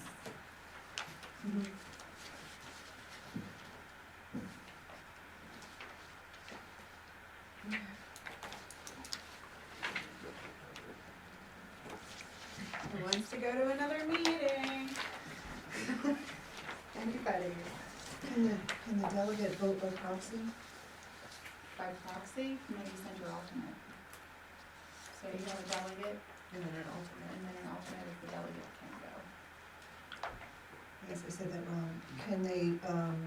Can they send in their vote? Not have to be there in person? No, you're in person. You have to be there in person. Is this done every year? Yes, so when And we they have to send somebody, Well, no, because you don't have to Oh. vote. It's just if anybody had any interest, if anybody Oh, was okay. planning on going to the Municipal business association. meeting, so which is also held in conjunction with the MMA convention. I have an interest in doing it. You do. Potentially I could do it if staffing works out.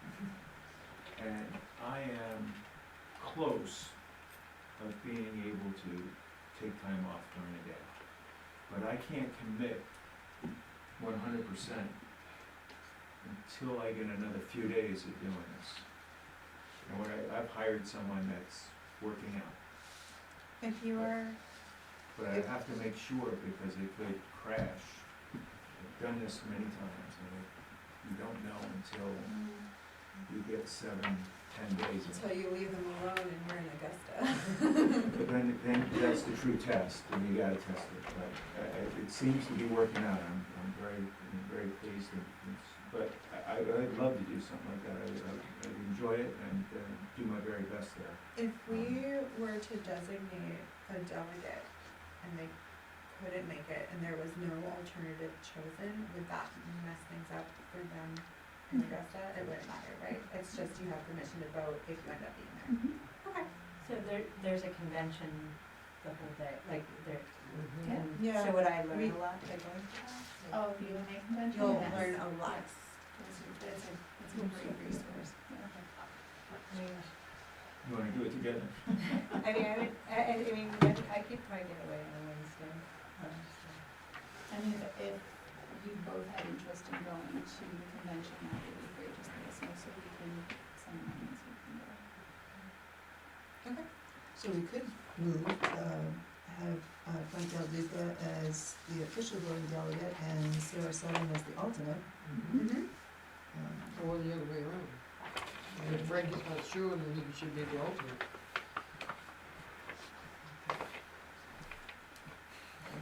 Conversation. I'm like, sure, Are you sure? like I'm probably forgetting my name, Yeah. but no, I think I can go. I will. Okay. Because we wouldn't have a board meeting that day, right? Ideally. Like, otherwise we'd have to try to be back for that, right?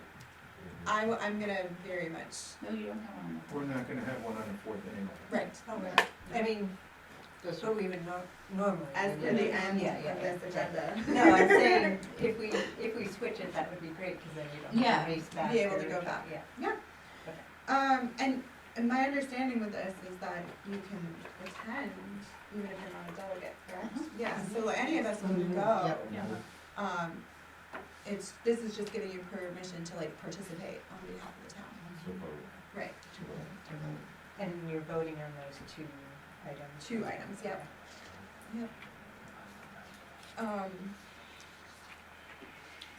So can I hear a motion? You made one? I'm so sorry. Well, I made one, but I didn't know if the names need to be reversed. Do you think that would be better, to have you as the alternate in case you can't make it? I don't care, I do think I'm gonna make it, but I just, that off chance that it crashes, it looks very good right now. It doesn't matter. So Frank Duca as the official voting delegate and Sarah Sullivan as the alternate voting delegate. I'll second that motion. No more discussion, I'm assuming. All those in favor? Excellent, thanks guys. So now we're in supplements. Hooray. 11K, to see if the board will vote to appoint Sharon Jackson as our interim town manager effective 9/22/23. Thanks everybody for staying this long. This is Sharon. Hi Sharon, our new interim town manager, hopefully. Any thoughts? Welcome. Yeah. Well, I'll make the motion to. I'll make a motion. I will heavily make a motion to appoint her. Yeah, I will make a motion to approve Sharon Jackson as the interim town manager. I will second that motion. Any discussion on this matter? Okay, all those in favor? Yay, thank you so much, Sharon, and thanks for coming and working with Natalie, who's kind of prepared a smorgasbord of information for you to glean from. We're very excited to be moving on to the next task. All right, that was a quick one. 11L, to see if the board will vote to approve the ordinance review committee's rules and procedures update for 2023. I do know that we've got this as a supplement, and normally we get nervous about approving things, but I guess we should do a motion first before I start diatribing. I make a motion that we approve the ordinance review. Rules and procedures, sorry. It's I didn't, I It's had okay. it on my computer, but I didn't have You're it. totally fine. I'll second that motion. All right, do we have any opinions on the matter? And just, can you point out to me the addition that we requested, where it is in the copy that we have?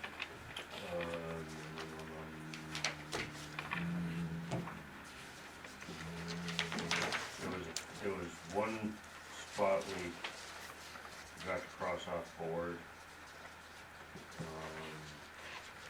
Or chairman needed to be chair. And then,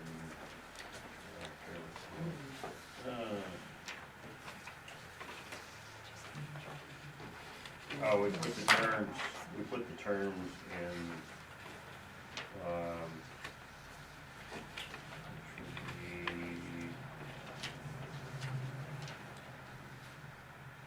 I believe there was one, I have to go back and find the other. that was more planning board oriented, correct? Yeah.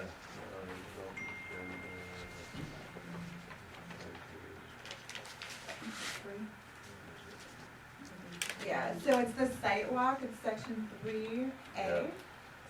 And then the rest of it was all one paragraph, and they subdivided it down into new sections. It should be.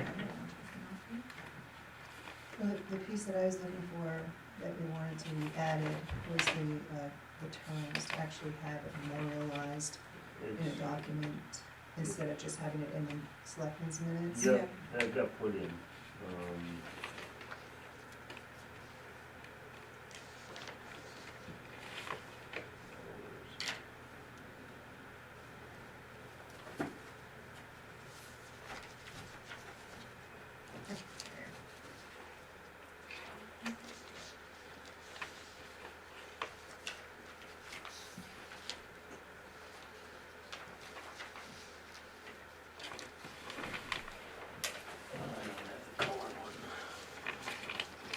Do you want the one that we have, Jim?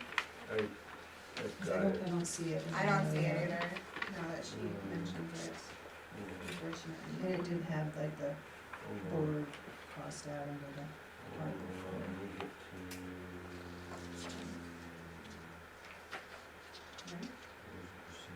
Get to the actual one that was sent over. We revised it on 8/22.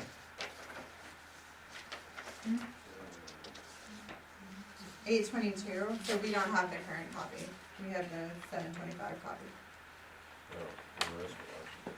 that would be why. Yeah, 'cause everything's right in here on what I had emailed over. Okay, So under Article 3, Section 1, membership of the ORC shall be in accordance with administrative ordinance for the town of Bethel. yeah, The member representing the select board shall serve as long as they remain a member of the select board.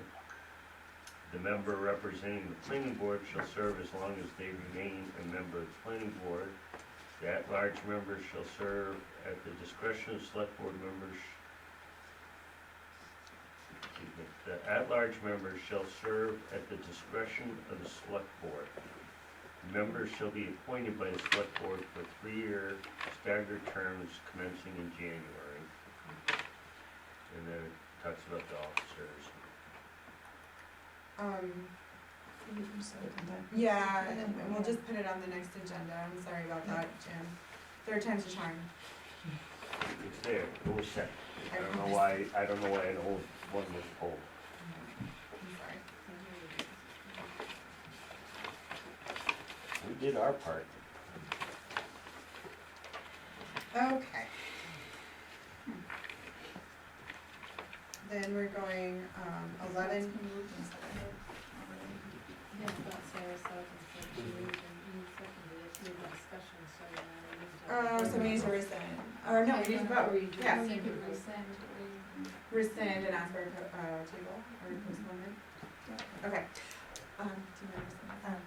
I make a motion that, I rescind my motion to approve the ordinance review rules and procedures. I rescind my second, and then I would make another motion to table this to the next meeting. I second that.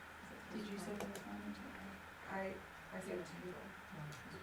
Was it one of those? Well, if you table, we have to take it off the table. At the next meeting. Yeah. I do, I mean, he has it all done, why not? It's done, you guys Yeah, have it. I don't- I absolutely, mean, it table. was- The correct one was put out. I'm forcing it on the next one. Table, please. Thank you. I don't know if I'll be here. And Sarah seconded. And is there any discussion necessary? Right, all those in favor? Excellent, sorry Jim, we'll get Don't there. skin off my back. I know, I'm I just want tired you of at all really the handing you meetings. the same thing over and over. I know. Okay, so we're at 11M, it's an motion to grant permission to the chair to reschedule October selectmen meetings. So I make a motion that we allow the chair to reschedule the October select board meeting. Second. Awesome, and just for the general public, the reason we're doing this is the interim town manager can't make the 4th meeting. I find it very crucial that she's at our first meeting, there's a lot of turnover logistics that need to happen. And so I would like to make this accommodation for her, and I need to talk to Courtney and ask if the planning board is willing to swap weeks with us. So the select board would be the second and fourth, and Courtney would be, or the planning board would be the first and the third week. And if that works out, that's awesome. If not, I'm still gonna augment the schedule somehow so that, Sharon can do this. We have to change both meetings? I don't think. You don't want a back-to-back for But then- either one of But them. We're then November would already- still be the first, right? We're already, we will be back to back and we have to have our stuff out for 2 weeks prior. I understand. I've already talked to Courtney preliminary. I'm coming in to firm things up with her tomorrow. Just as a point of order, the airport meeting is the second Wednesday, and we really would like to have the airport manager there, or the interim airport manager. So there would be a conflict. Well, So- are they at the same time? We meet at 4 o'clock, We meet at 6. we can push, we'll make it work. Okay. I just wanted to bring it up, that No, that it's date is important. Thank you. burn out in stone forever. Yeah. Second Wednesday of every month, 4 o'clock. Something to consider. And then we would go back to first November? Yes. So that Yeah. would still So the bring rest us of the back to schedule back, is right? completely booked out 6 months, and then we'll go and do it again. But just for October. I'm But it asking- will mean that we're back, the last week of October and then the first week of November. We will be back to Hope back so. no matter what. Yeah, there will be It's one not- back to it's- back. Right. Yeah. So Yep. why do we have to change both in October? I guess we don't. I'll work, Just I'll see work what on you one see- meeting. Yeah, see what. We don't. I was trying to be nice. Time. Right, because the last day of October is a Tuesday, so yeah, the first. Yeah, well, October does have How 5 many, weeks. how many ones do we have? 5, yeah, maybe. Because usually October gives you a little leeway. I'll look into it. I will fix this all up. Nifty. Yep, can I have a vote on that? There's no more vote. All in favor? All in favor? Oh gosh. All right, so that is good. Now we're at 10. Would you mind if we did warrants before we You can do whatever you want. do you guys mind if we do warrants before executive session? Because that means everybody else. That means everyone can leave and Jess can go. Okay, I'm sorry about that, I should have brought it up before.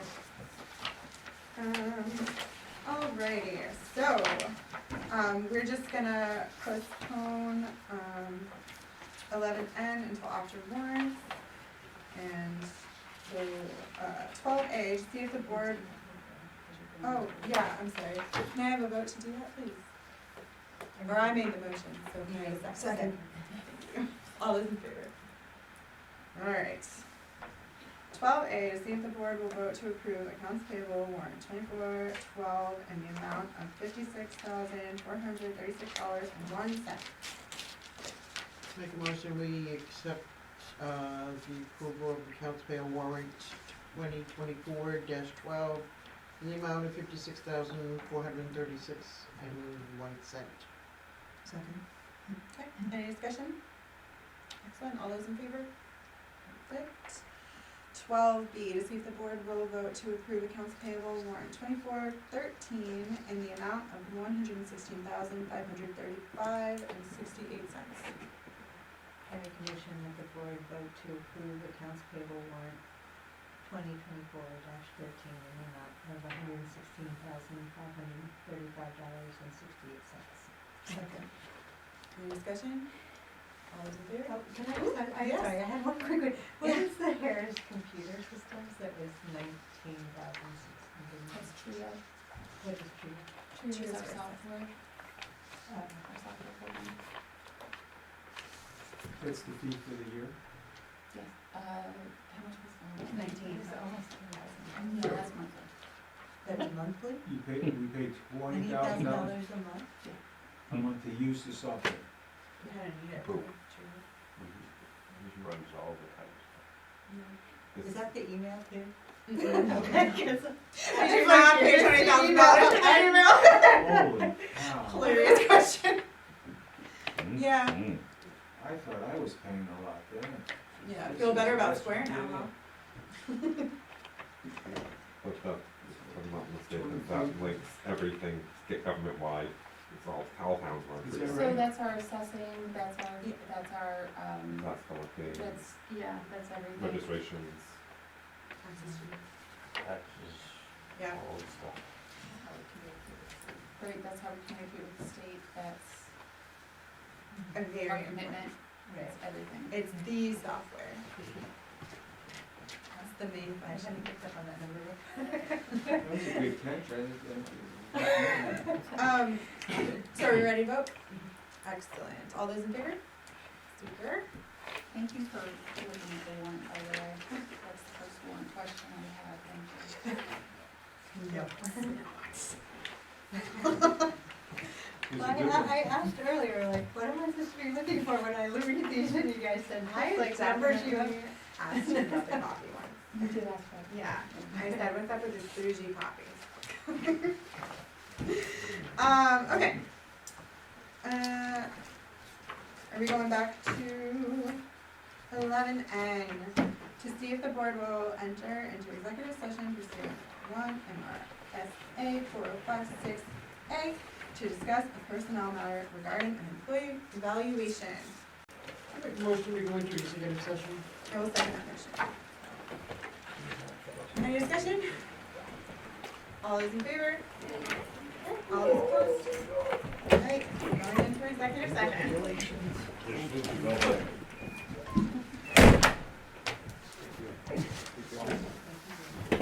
Thank you, everybody. Thank you so much, Sharon. Welcome.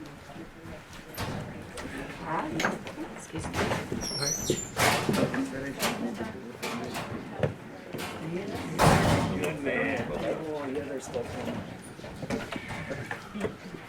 Sorry. No problem. I'm short.